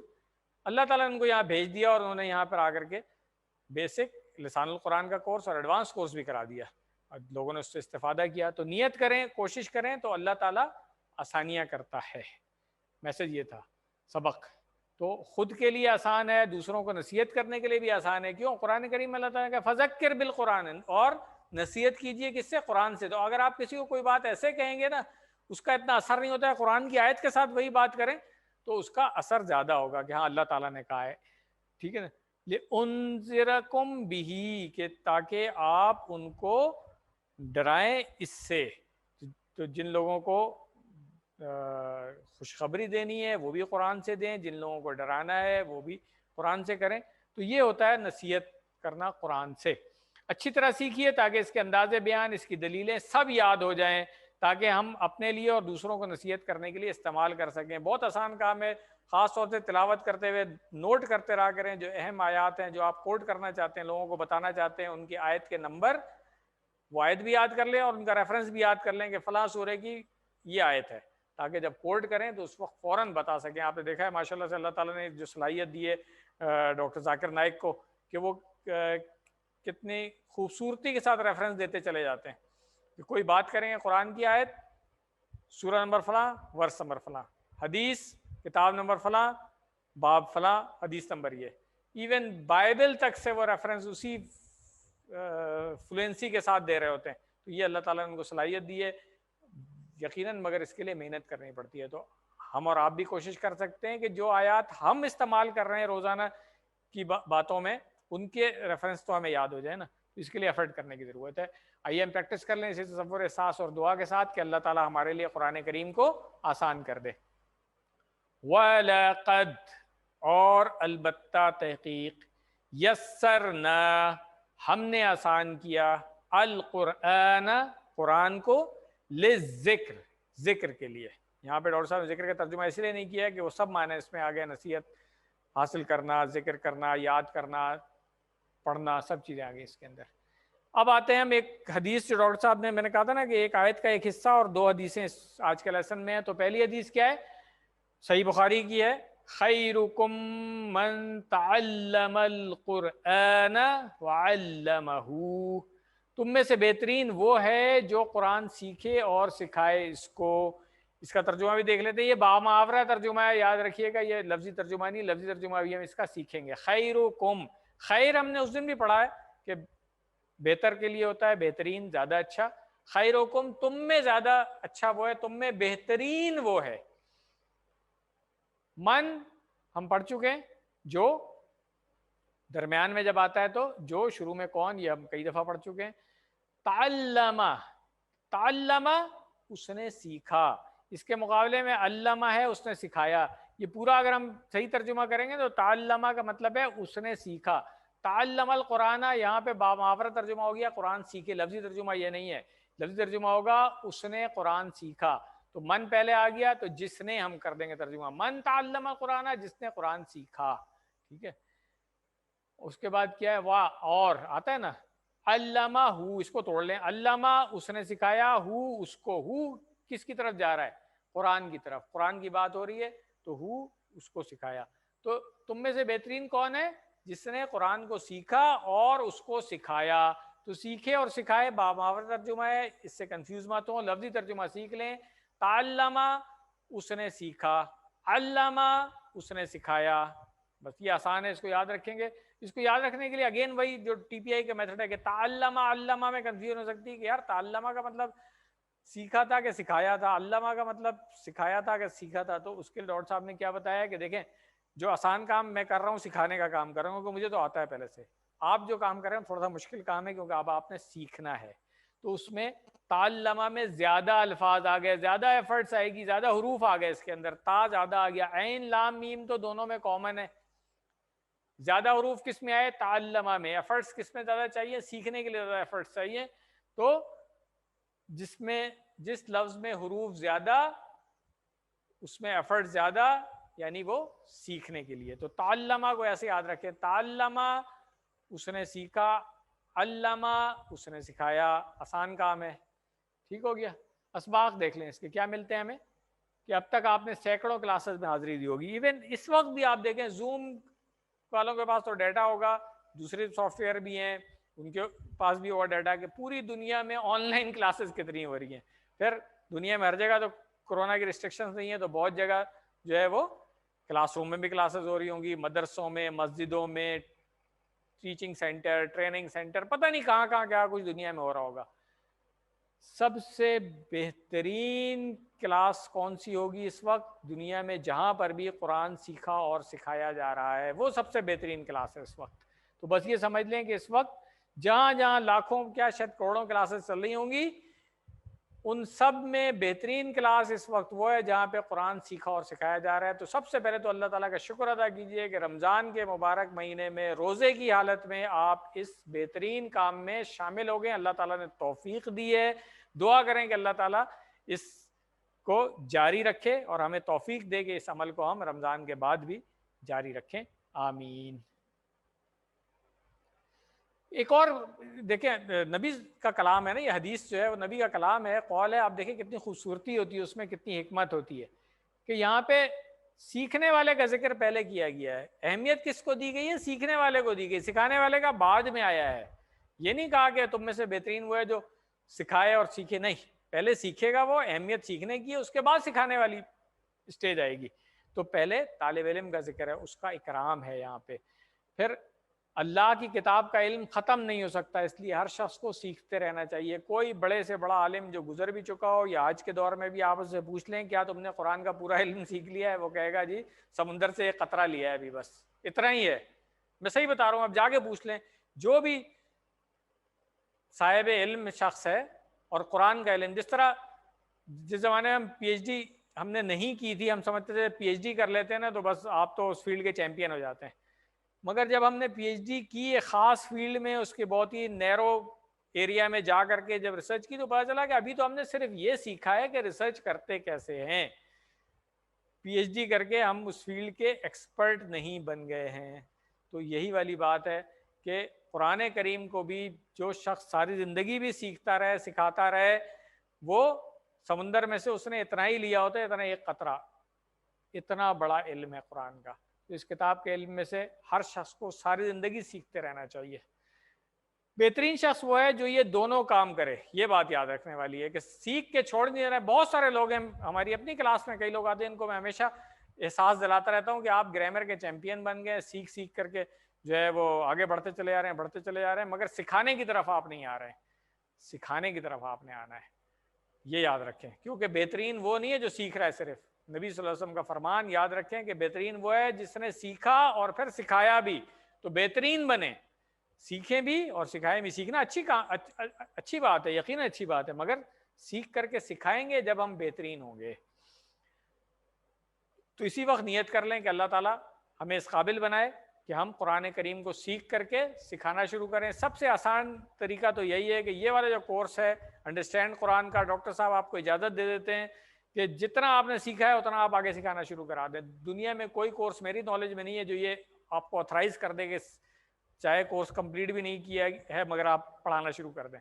یہ کورس ہے، آپ سیکھتے جائیں، ساتھ ساتھ سکھاتے جائیں، مکمل کر لیں، ٹیچر ٹریننگ لے لیں تو پھر تو آپ سرٹیفائڈ ٹیچر بن جائیں گے، پھر تو آپ سرٹیفکیٹ بھی دے سکتے ہیں.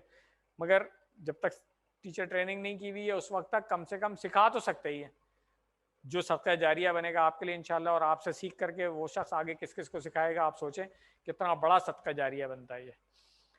تو کیا کہا ڈاکٹر صاحب نے کہ 10 سیکنڈ میں دے رہا ہوں، 10 سیکنڈ میں 2 نام تو ضرور لکھ لیجیے آپ کے جن کو آپ نے یہ QC1 کرانا ہے.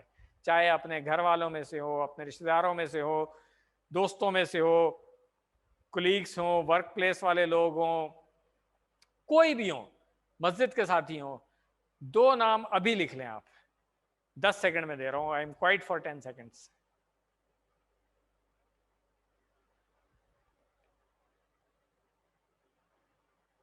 جی 10 سیکنڈ مل گئے تھے آپ کو. آئی ایم شیور آپ سب لوگوں نے 2 نام ضرور لکھ لیے ہوں گے جن کو آپ نے یہ QC1 سکھانا ہے. انشاءاللہ دعا کریں گے اللہ تعالیٰ اس میں آسانی کرے آپ کے لیے. اور کیا سبق ہے کہ صرف ناظرہ قرآن ہی نہیں بلکہ فہم قرآن سیکھنے کی بات ہے کہ جو سیکھے کیا سیکھے. ناظرہ بھی ضروری ہے، تجویدی کلاسز بھی ہم کرواتے ہیں، آپ کو پتہ ہے کیوں؟ اس لیے کہ صحیح تلفظ کی ادائیگی کے بغیر قرآن کریم صحیح نہیں پڑھا جاتا. اس لیے ناظرہ، صرف ناظرہ بھی کافی نہیں ہے بلکہ بنیادی تجوید کے ساتھ قرآن کی تلاوت کرنا سیکھیں آپ، جو بہت ضروری ہے. پھر قرآن کا فہم حاصل کریں تاکہ آپ قرآن میں غور کرنے کے قابل بھی ہوں، اور جب سکھائیں تو لوگوں کو پھر اس چیز کا صحیح مفہوم بھی پہنچا سکیں. نیت اور پوری کوشش کیجئے کہ اس سلسلے کو چھوڑیں گے نہیں. یہ بہت اہم ہے کہ آپ نے آج دعا کرنی ہے کہ اس سلسلے کے ساتھ جڑ گئے نا تو QC1 کر لیا ہے، پھر 2 کریں، پھر 3 کریں، پھر 4 کریں، جڑے رہیں چاہے حالات مشکل ہو رہے ہوں، آن لائن کرنے میں پرابلم ہو رہی ہو وغیرہ وغیرہ، ٹائم زیادہ لگانا پڑ رہا ہو، مصروفیات زیادہ ہو گئی ہوں، مگر چھوڑنا نہیں ہے. آپ دیکھیں اللہ تعالیٰ نے کتنی آسانی آپ کے لیے کر دی ہے کہ آن لائن کورس اویلیبل ہے، آپ کو گھر بیٹھے پڑھ رہے ہیں، بکس آپ کو کوریئر ہو جاتی ہیں. آپ نے صرف گھر پہ تھوڑا ٹائم لگانا ہے. اگر کسی وجہ سے کوئی مجبوری ہے، کوئی کلاس مس ہو گئی تو یوٹیوب چینل کے اوپر وہ ویڈیو لیکچر موجود ہے آپ کے پاس، اس پہ جا کر کے اپنے فارغ ٹائم میں سیکھ لیں. دن اور رات کا بھی فرق نہیں ہے کوئی. اس وقت جو امریکہ، آسٹریلیا وغیرہ میں لوگ ہیں جن کا ٹائم سوٹ نہیں کر رہا ہے، ان کے لیے بہت آسانی ہے کہ اپنے ٹائم پہ کر لیں. پاکستان میں تو سب کو، کسی کو پرابلم نہیں ہو چاہیے. سحری کرنے کے بعد، فجر پڑھنے کے بعد، سو بھی گئے ہوں گے تو 2-3 گھنٹے کے بعد اٹھ کر کے آپ بڑے آرام سے کلاسز لے سکتے ہیں، کوئی پرابلم نہیں ہے. پھر بھی اگر کسی مجبوری کی وجہ سے کلاس کسی کی رہ جاتی ہے تو یوٹیوب چینل کے اوپر ویڈیو اپلوڈ ہو جاتی ہے، اسی دن یا اگلے دن آپ اس سے استفادہ کر سکتے ہیں. یاد رکھنے کا جو بہت ہی اہم راز ہے، بلکہ آگے چلنے سے پہلے ہم اس کی دفعہ پریکٹس کر لیں. خیرکم، تم میں سے بہترین، من، جو، تعلم القرآن، اس نے یا جس نے قرآن سیکھا، وعلمہ، اور اس کو سکھایا. باماورہ ترجمہ ہوگا تم میں سے بہترین وہ ہے جو قرآن سیکھے اور سکھائے اس کو. یاد رکھنے کا بہت ہی اہم راز کیا ہے کہ الفاظ کو ہم مثالوں سے سیکھیں گے. جس طرح آپ نے دیکھا ہے کہ ہم مثال، پچھلے لیسن میں بھی ہم نے بات کی تھی کہ مثالوں سے یاد رکھیں گے، معنی اس سے جلد یاد ہوتے ہیں، جلدی ریکال کر لیتے ہیں، اور پھر کنفیوژن نہیں ہوگی. ایک لفظ کا معنی دوسرے کو نہیں دیا جائے گا. جیسے آج ہم نے مثال دیکھی کہ یسر اور عسر کی مثال دیکھ لی، تعلمہ اور علمہ کی دیکھ لی، اس طرح. اور یہ پہلے بھی ہم بات کر چکے ہیں کہ ان کے معنی کسی سے پوچھا جائے تو تھوڑی دیر وہ سوچے گا کہ کیا معنی ہے، مگر انشاءاللہ کے معنی پوچھیں تو فوراً بتا دے گا کہ اگر اللہ چاہے تو ان کا معنی ہے اگر. تو بس یہ بات ہے کہ ان کو ہم کیسے یاد رکھتے ہیں؟ انشاءاللہ سے. انا کو ہم کیسے یاد رکھتے ہیں؟ ان اللہ مع الصابرین سے. چلیں اب ایک حدیث اور جو اس کورس پہ شامل ہے، بہت چھوٹی سی، وہ بھی دیکھ لیں، مگر بہت اہم ہے. آپ دیکھیں امام بخاری نے صحیح بخاری شروع اس حدیث سے کی ہے. ایک طویل حدیث کا ایک حصہ ہے، مگر کتاب الایمان میں پہلی حدیث آپ کو یہی ملے گی، انما الاعمال بالنیات. اتنی اہم حدیث ہے یہ پوری حدیث پڑھنے کا ٹائم نہیں ہے، مگر اتنا حصہ ڈاکٹر صاحب نے اس کورس میں ڈال دیا ہے ہمارے. اور یہ بہت اہم ہے کہ اعمال تو بس کیا ہے، نیتوں پر ہی ہیں. اعمال کا دار و مدار صرف نیت پر ہے. اگر میں کوئی کام کر رہا ہوں، کوئی عمل کر رہا ہوں، مثال کے طور پہ اللہ کی راہ میں خرچ کر رہا ہوں، ٹھیک ہے، دکھاوے کے لیے خرچ کر رہا ہوں، تو اب پھر اللہ کے یہاں کوئی اجر نہیں ہے اس کا. بلکہ ایک حدیث میں تو آتا ہے کہ اس نے شرک کیا، جس نے دکھاوے کے لیے نماز پڑھی ہے، جس نے دکھاوے کے لیے کوئی عمل کیا، اس نے شرک کیا، اللہ کے لیے نہیں کیا پھر وہ. تو اعمال کا پورا دار و مدار نیت پر ہوتا ہے. اگر نیت خالص ہے، اللہ کی رضا کے لیے کر رہے ہیں، تو پھر اللہ کے یہاں قبول ہے، انشاءاللہ اجر بھی ملے گا اس کا. انما، پہلا لفظ جو ہے اس میں انما، اس کو ابھی اس لیول پہ ہم توڑتے نہیں ہیں. انما ایک ہی لفظ رکھیں، اس کا مطلب ہے صرف، محض، بس. انگلش میں بڑا اچھا ترجمہ بنتا ہے اس کا، nothing but this، یعنی کہ this، nothing but this. ٹھیک ہے نا، کہ اس کے علاوہ اور کچھ ہے ہی نہیں بس. انما الاعمال، عمل کی جمع، عمل ہم پڑھ چکے ہیں، ٹھیک ہے نا. عملہ کی ہم نے گردان بھی کی ہوئی ہے، تو عمل اردو میں بھی عمل ہے، اس کی جمع ہے اعمال. تو اعمال تو بس کیا ہے، بن نیات، نیتوں پر ہیں. بی کے معنی ہم پڑھ چکے ہیں، سے بھی ہوتا ہے، کا کے بھی ہوتا ہے، اور پر بھی ہوتا ہے. جہاں پہ ایمان لانے کی بات تھی تو ہم نے کہا تھا آمنت باللہ، میں اللہ پر ایمان لایا. تو یہاں پر بھی بن نیات ہے کہ نیتوں پر ہے. تو نیات جو ہے اصل میں نیتن، اردو میں بھی نیت وہی ہے، عربی میں جو نیتن ہے اس کی جمع ہے نیاتن. اس کو یاد کر لیں، جمع ہے نیاتن. وہی طریقہ ہمارا کہ جو بھی آیت یا حدیث ہم پڑھیں گے، یہی طریقہ اپلائی کریں گے. ہم مطالعے کے بعد دعا، احتساب، پلان، تو دعا کر لیں کہ اللہ تعالی ہمیں ہر عمل خالص نیت کے ساتھ کرنے کی توفیق عطا کرے. پھر اپنا احتساب کر لیں کہ کیا ہم نے خالص اللہ کی رضا کے لیے کام کیا تھا، نہیں کیا تھا تو فوراً ٹھیک کریں اپنے آپ کو. اور پھر یہی بات لوگوں تک پہنچانی ہے. اس کے لیے جو اسباق ہیں، ڈاکٹر صاحب نے دیکھیں ایک جو حدیث کا ہی حوالہ دیا یہاں پہ، قیامت کے دن پہلا فیصلہ 3 لوگوں کا ہوگا. اور وہ 3 لوگ کون ہوں گے؟ اس میں سے ایک شہید ہوگا، دوسرا صدقہ خیرات کرنے والا ہوگا، اور تیسرا قرآن کا قاری ہوگا. ان تینوں کے بارے میں کہ کہا جائے گا کہ ان کو گھسیٹ کر جہنم میں ڈال دیا جائے گا. کیوں؟ جو شہید تھا وہ صرف دنیا میں نام کمانے کے لیے اس نے جہاد میں حصہ لیا. صدقہ خیرات کرنے والا بھی جو تھا وہ صرف دکھاوے کے لیے صدقہ خیرات کرتا تھا. اور جو قرآن کا ٹیچر تھا وہ بھی دکھاوے کے لیے پڑھاتا تھا قرآن. اب آپ اندازہ لگائیں کتنی خطرناک بات ہے یہ کہ اگر ہم دکھاوے کے لیے کام کر رہے ہیں تو کیا ہوگا؟ گھسیٹ کر جہنم میں ڈال دیا جائے گا. اتنی خطرناک بات ہے یہ. تو ہم سب کو اپنی نیتیں ٹھیک رکھنی چاہیے. اگر ہم قرآن پڑھ رہے ہیں تو صحیح نیت کے ساتھ پڑھیں، قرآن پڑھا رہے ہیں تو صحیح نیت کے ساتھ پڑھائیں. یہ بہت ضروری ہے.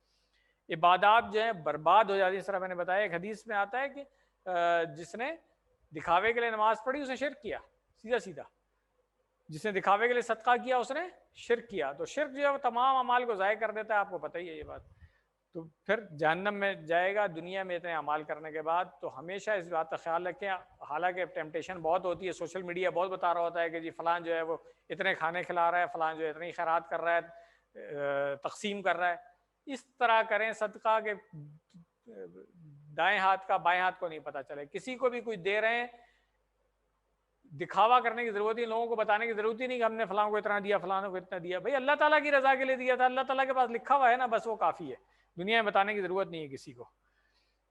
تو دکھانے کے لیے کچھ بھی نہیں کرنا ہے. اور کیا ہے طریقہ، مثال کیا ہے کہ اگر ایک گلاس دودھ کوئی مجھے دے اور اس میں ساتھ میں پیشاب کا ایک قطرہ بھی ملا دے، تو پھر میں کیا اس گلاس کو منہ کیا ہاتھ بھی نہیں لگاؤں گا میں تو اس کو.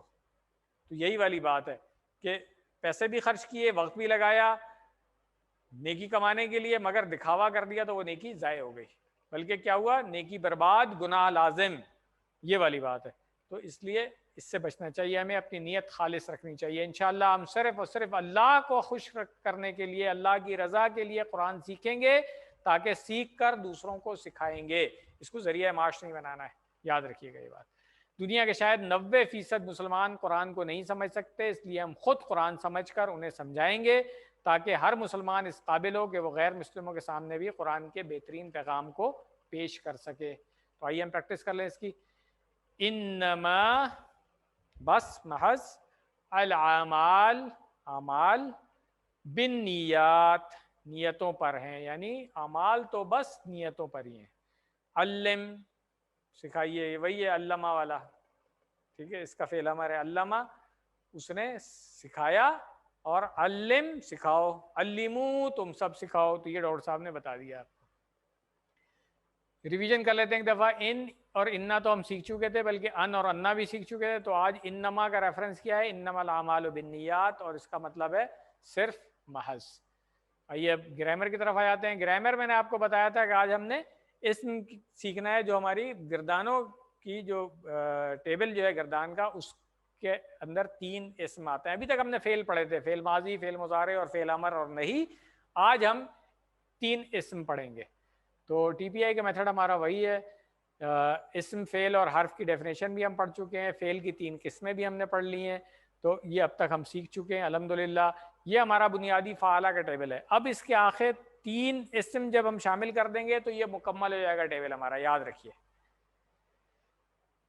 جو بنیادی گردانوں کے ٹیبل ہیں ہم پڑھ چکے ہیں کہ ان 4 پیٹرن پہ آتے ہیں. وہ ان میں تبدیلیاں کہاں آ رہی ہیں؟ صرف فعل ماضی، مضارع اور فعل امر میں تبدیلیاں آ رہی ہوتی ہیں.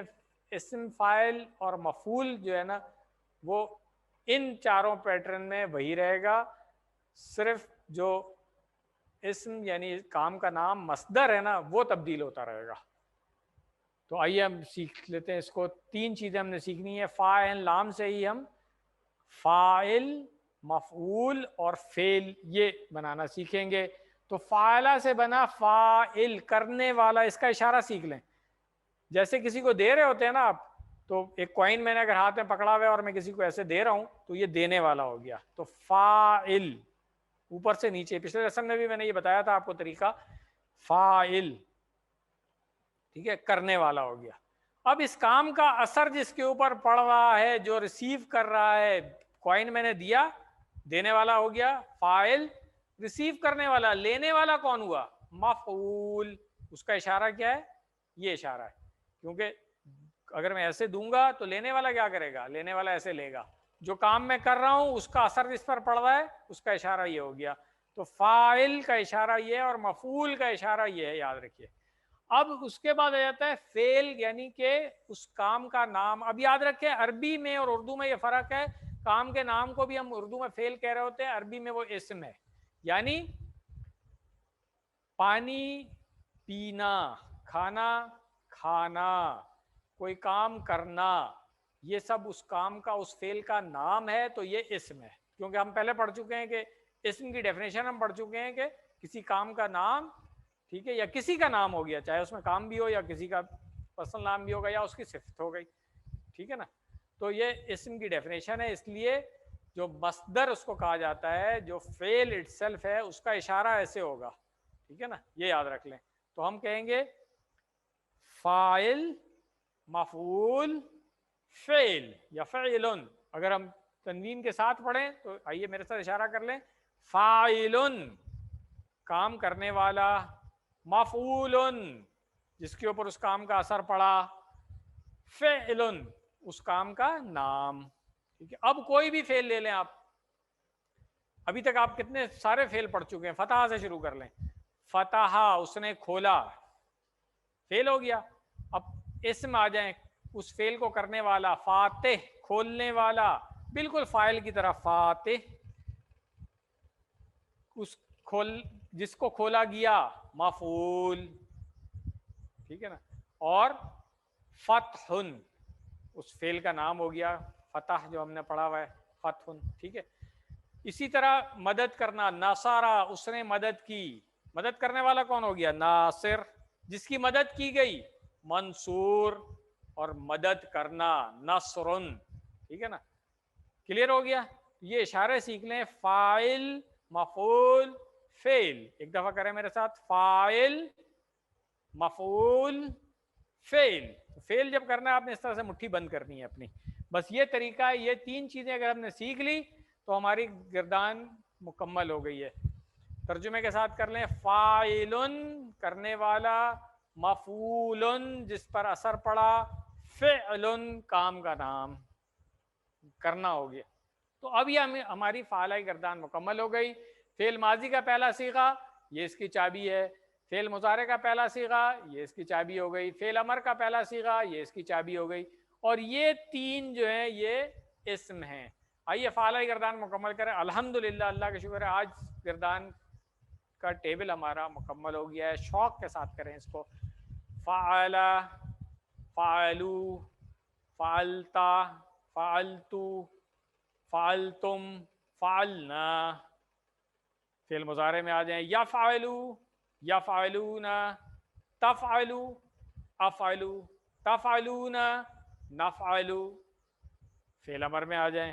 افعل، افعلو. نہیں میں آ جائیں. لا تفعل، لا تفعلو. اسم میں آ جائیں. اسم فاعل، فاعل. اسم مفعول، مفعول. مصدر، فعل. اب یہ ہماری پوری گردان ہے. ایک دفعہ میں روانی میں کر لوں تاکہ آپ لوگوں کو اندازہ ہو جائے کہ آپ نے کس طریقے سے اس کی پریکٹس کرنی ہے. آئیے روانی کے ساتھ میں کروں گا. آپ نے اپنے ٹائم میں پریکٹس کر کے کوشش کرنی ہے مجھ سے روانی کے ساتھ کریں آپ. فعل، فعلو، فعلتا، فعلتو، فعلتم، فعلنا. یفعلو، یفعلون، تفعلو، افعلو، تفعلون، نفعلو. افعل، افعلو، لا تفعل، لا تفعلو. فاعل، مفعول، فعل. اس کے ساتھ اگر مؤنث کے صیغے بھی ملا لوں میں تو میری گردان مکمل ہو جائے گی. ہوا فعل یا فعلت، ہوا یفعل یا تفعل. یاد ہے نا، یہ ہم نے مؤنث کے صیغے پڑھے تھے. فعل ماضی اور مضارع کے صرف ایک ایک صیغے پڑھے تھے. تو الحمدللہ اب بول چال میں اس کا استعمال دیکھ لیں. فعل فعل ماضی ہے، اس نے کیا. فاعل کرنے والا ہو گیا. مفعول تو اس کا پازیٹیو، کیونکہ اچھا کام کر رہے ہیں ہم، تو ہاں میں جواب ہم دیں گے اس کا. حل انت فاعل. اب دیکھیں تنوین آئی ہوئی ہے. سب سے بڑی پہچان یہی ہے کہ یہ اسم ہے، تنوین آ رہی ہے. ہم نے اسم کی ڈیفینیشن پڑھی ہے کہ تنوین ہوگا اس کے آخر میں یا شروع میں ال لگا ہوگا. تو اس کو کنفیوز نہیں کرنا ہے. یہ گردان میں آئے گا مگر فعل نہیں ہے، اسم ہے. ٹھیک ہے نا.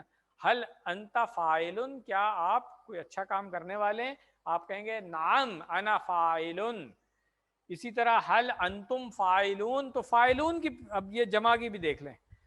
فاعل کا اشارہ یہ، اب کئی فاعل ہو جائیں گے تو ہم کیا کریں گے؟ فاعلون. پھر سے دیکھیں، فاعلون. یہ نیچے لا کر کے ایک لائن کھینچ دی. اس کا مطلب ہے ایک فاعل نہیں ہے، بہت سارے فاعل ہیں. یہ بات کلیئر ہو گئی. واحد کے لیے فاعل، جمع کے لیے کیا اشارہ ہے؟ فاعلون، فاعلون. یہ اس کو کھینچ دیں، لمبا کر دیں. کلیئر ہو گیا. تو اب سوال ہے حل انتم فاعلون، آپ کیا کہیں گے؟ نعم نحن فاعلون. اب اسی طرح دوسرا فعل لے لیتے ہیں ہم جو اسی فرسٹ پیٹرن کا ہے، یعنی کہ پہلے باب کا ہے. میں نے بتا دیا تھا ابھی آپ کو، فتح سے، فتح اس نے کھولا، فاتحن کھولنے والا، مفتوحن جس کو کھولا گیا، اور فتحن اس کا مصدر ہے یعنی کھولنا، کام کا نام. اب اس کا سوال جواب کر لیتے ہیں. حل انت فاتحن، کیا آپ کھولنے والے ہیں؟ آپ کہیں گے نعم انا فاتحن. جمع میں پوچھ رہا ہوں میں آپ سے کہ حل المسجد، نہیں اچھا جمع میں نہیں، واحد میں ہی پوچھ رہا ہوں ابھی میں آپ سے. یہاں پہ جمع نہیں ہے اس کی، صرف واحد ہے، اور مفعول کی پریکٹس کرا رہے ہیں ڈاکٹر صاحب یہاں پہ. تو سوال ہے حل المسجد مفتوح، کیا مسجد کھلی ہوئی ہے؟ تو آپ جواب دیں گے نعم المسجد مفتوح، ہاں مسجد جو ہے وہ کھلی ہوئی ہے. اسی طرح جعلہ کی پریکٹس بھی اسی پیٹرن پہ ہم نے کی ہوئی تھی، تو اس کا بھی کر لیتے ہیں. جاعل بنانے والا، مجعول جس کو بنایا گیا، اور جعل بنانا. اب آگے بڑھنے سے پہلے ایک بات اور بتا دوں کہ بہت سارے فعل ایسے ملیں گے جن کا مفعول نہیں ہوگا، تو وہاں پہ ہم ڈیش کر دیا کریں گے. جیسے مثال کے طور پہ صبر کرنے والا ہو گیا صابر، جس نے صبر کیا اس پہ خود ہی پہ اثر پڑا نا، کسی اور پہ تو اثر نہیں پڑا اس کا. تو صابر جو ہے وہ خود ہی صبر کر رہا ہے، کسی اور پہ اثر نہیں پڑا ہے، تو اس کا جب مفعول کا اشارہ کریں گے تو ہم ڈیش کر دیں گے، اس میں مصبور نہیں کہیں گے، بس صابر ڈیش صبرن. تو کچھ فعل ایسے ملیں گے، یاد رکھیے گا، ان کا خاص نام ہے جو آگے جا کر کے ہم سیکھیں گے کہ کچھ فعل ہے جن کا اثر پڑتا ہے دوسروں پر، کچھ فعل ہے جن کا دوسروں پر اثر نہیں پڑتا ہے، تو جس کا اثر دوسرے پہ نہیں پڑے گا اس کا مفعول بنے گا ہی نہیں. یہ بات بھی یہاں پر نوٹ کر لیں. اس کی پریکٹس کر لیتے ہیں. حل انت جاعل، آپ کہیں گے نعم انا جاعل. جمع میں پوچھیں گے حل انتم جاعلون، جواب کیا ہوگا؟ نعم نحن جاعلون. جمع کا اشارہ میں نے آپ کو سکھا دیا ہے. اب آ جاتے ہیں ناصر، جو بھی بات ہوئی تھی. ناصر مدد کرنے والا، جو مدد کرے گا، کسی کی مدد کرے گا نا، اثر پڑے گا کسی کے اوپر، جس کے اوپر اثر پڑے گا وہ کون ہوگا؟ مفعول یعنی منصور. ناصر یا تنوین کے ساتھ کر لیں، ناصرن منصورن نصرن. اب نصرہ کا پورا ٹیبل آپ جو ہے نا بڑے آرام سے اس کے ساتھ کر سکتے ہیں، یا آپ کو ہوم ورک ہے کہ نصرہ کا پورا ٹیبل کر لیں، اور اس کے سوال جواب بھی جو ڈاکٹر صاحب نے یہاں پہ دیے، حل انت ناصرن، حل انت منصورن، یہ دونوں آپ پریکٹس کر سکتے ہیں. نصرہ کی پوری گردان کریں، فعل ماضی کے تمام صیغے، فعل مضارع کے تمام صیغے، پھر اسم فاعل، اسم مفعول اور مصدر، بلکہ مؤنث کے بھی دونوں صیغے، پوری گردان آپ کی مکمل ہو جائے گی. سیکنڈ پیٹرن ہے یہ، آپ دیکھیں میں نے کہا تھا کہ اس میں چینج نہیں آ رہی ہوتی ہے، سوائے مصدر چینج ہوتا رہے گا، اسم فاعل اور اسم مفعول کا پیٹرن وہی رہے گا. جو باب فتح کے فعلوں کا تھا، فاتح مفتوح، یہاں پر بھی وہی ہے، خالق مخلوق، ناصر منصور، تو ان میں فرق نہیں آ رہا. ہاں مصدر جو ہیں وہ چینج ہوتے رہے، کام کا نام ہے، اسم ہے، عربوں نے ہر کام کے نام کو جو نام دیا ہم وہی سیکھ رہے ہیں، تو مصدر آپ یاد رکھیے گا کہ یہ بدلتے رہیں گے. یہ آپ کا ہوم ورک ہے. خلقہ کی گردان مکمل کر لیں پورا ٹیبل، رزقہ کی گردان مکمل کر لیں، پورا ٹیبل کر سکتے ہیں آپ، ابدا کا کر سکتے ہیں. ٹھیک ہے، بس مصدر میں بتا دوں گا آپ کو. ابدا کی گردان آپ کریں گے تو عبادتن اس کا مصدر ہوگا. عابد عبادت کرنے والا، معبود جس کی عبادت کی گئی، اور عبادتن اس کا مصدر ہو گیا. تو آپ ابدا کا پورا ٹیبل مکمل کر سکتے ہیں. یہ ایڈیشنل ہوم ورک میں آپ کو دے رہا ہوں. آخر میں نقطہ تعلیم ہم دیکھ لیتے ہیں، دعوت دینے کا انداز. ہاں ڈاکٹر صاحب نے اچھی مثال دی ہے کہ مثال کے طور پہ اگر میں کسی کو آج افطار پہ بلانا چاہ رہا ہوں، اور بہت ہی بے دلی مردہ دلی سے کہوں کہ آج آپ افطار پہ آ جائیے گا، وہ کہے گا اس سے اچھا میں بھوکا رہ لوں گا یا کہیں اور کھا لوں گا، آپ کی ایسی افطار مجھے نہیں چاہیے. کیوں؟ اس کو اثر ہی نہیں ہوگا، اپیل ہی نہیں کرے گا. اگر ہم اس کو شوق سے محبت سے بلاؤں کہ جی آج آپ نے کھانا ہمارے ساتھ کھانا ہے، ہماری عزت افزائی ہوگی، آپ تشریف لائیں ہمارے غریب خانے پہ وغیرہ، وہ بھی شوق سے آئے گا. ٹھیک ہے نا؟ تو یہی کام ہم نے کرنا ہے کہ اپنے دماغ کو، اپنے دل کو شوق اور محبت سے دعوت دینی ہے قرآن کریم سیکھنے کی، کہ ہم قرآن کریم سیکھ رہے ہیں، اللہ تعالیٰ کا کلام سیکھ رہے ہیں، تو اپنے ذہن کو بھی ایسی دعوت دینی. یہ نہیں کہ گردان کسی نے کرنے ہو کہہ دی بہت ہی مردہ دلی کے ساتھ فعلو کر رہے ہیں، نہیں، بہت شوق محبت کے ساتھ، جذبے کے ساتھ، شوق کے ساتھ کریں کہ ہاں یہ وہ گردان ہے جس کو سیکھ کر کے میں قرآن کریم کے 50% سے زیادہ الفاظ سیکھ رہا ہوں. تقریباً جو فعل ابھی تک آپ سیکھ چکے ہیں اس پیٹرن پہ 9000 الفاظ آئے ہوئے ہیں قرآن کریم میں. ہر لائن میں ایک فعل ملے گا ہمیں اس پیٹرن کے اوپر. تو شوق اور محبت کے ساتھ جو ہے نا اپنے آپ کو انوائٹ کرنا ہے, اپنے آپ کو دعوت دینی ہے, اور اللہ تعالیٰ کا شکر ادا کرتے ہوئے, گریٹیچیوڈ کی جو ہمیشہ بات کرتے ہیں کہ اللہ تعالیٰ کا شکر ادا کریں کہ کچھ پتہ نہیں تھا کس نے آپ کو لنک بھیجا, کس نے آپ کو انٹروڈیوس کرایا, آپ نے اس کورس کے لیے رجسٹر کرا لیا. بہت سارے لوگ ڈراپ ہو گئے رمضان میں, کچھ لوگ کم ہو گئے, جب مڈ کوئز آیا کچھ لوگ کم ہو گئے, مگر الحمدللہ آپ ابھی تک اس کے ساتھ جڑے ہوئے ہیں. تو صرف یہ اللہ تعالیٰ کا خاص کرم ہے آپ کے اوپر کہ آپ اس کے ساتھ جڑے ہوئے ہیں ابھی تک اور سیکھ رہے ہیں, یہاں تک پہنچ چکے ہیں کہ 50% الفاظ سیکھ چکے ہیں. 40,000 کے جو بار ہے وہ ہم نے سائیکولوجیکلی, ایک تھا کہ 50%, 40,000, شروع میں لگ رہا تھا 78,000 ہے, اس میں 40,000 کیسے سیکھیں گے. اللہ تعالیٰ نے آسان کر دیا ہے. That bar we have crossed, الحمدللہ, شکر الحمدللہ. اللہ تعالیٰ کا لاکھ لاکھ شکر کرنا چاہیے ہمیں. یہاں پر ہمارا لیسن مکمل ہو گیا ہے. سبق نمبر 18 کے اختتام پر آپ نے 222 الفاظ سیکھ لیے ہیں جو قرآن کریم میں 40,469 بار آئے ہیں. الحمدللہ, بار بار شکر کریں اللہ کا اور ریویژن کرتے رہیں. جس طرح میں نے پہلے بتایا تھا, اب رمضان میں ایک کلاس ہماری اور رہ گئی ہے عید سے پہلے, اس کے بعد انشاءاللہ ہم 2 ہفتے کی پوری بریک لیں گے.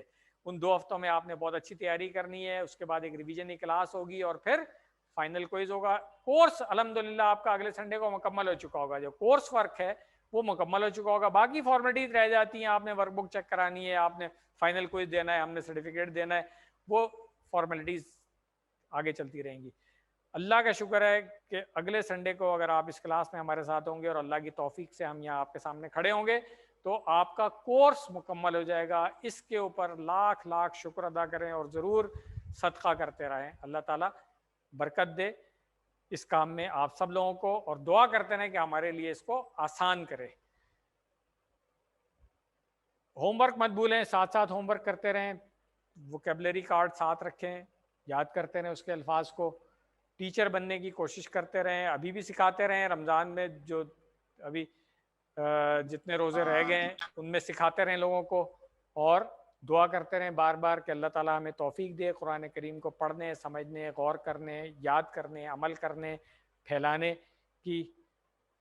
سبحانک اللہم و بحمدک, نشہد ان لا الہ الا انت, نستغفرک و نتوب الیک. جزاکم اللہ خیرا. کسی کا کوئی سوال ہے تو میں حاضر ہوں, ورنہ پھر ہم یہاں پہ اپنی کلاس ختم کرتے ہیں.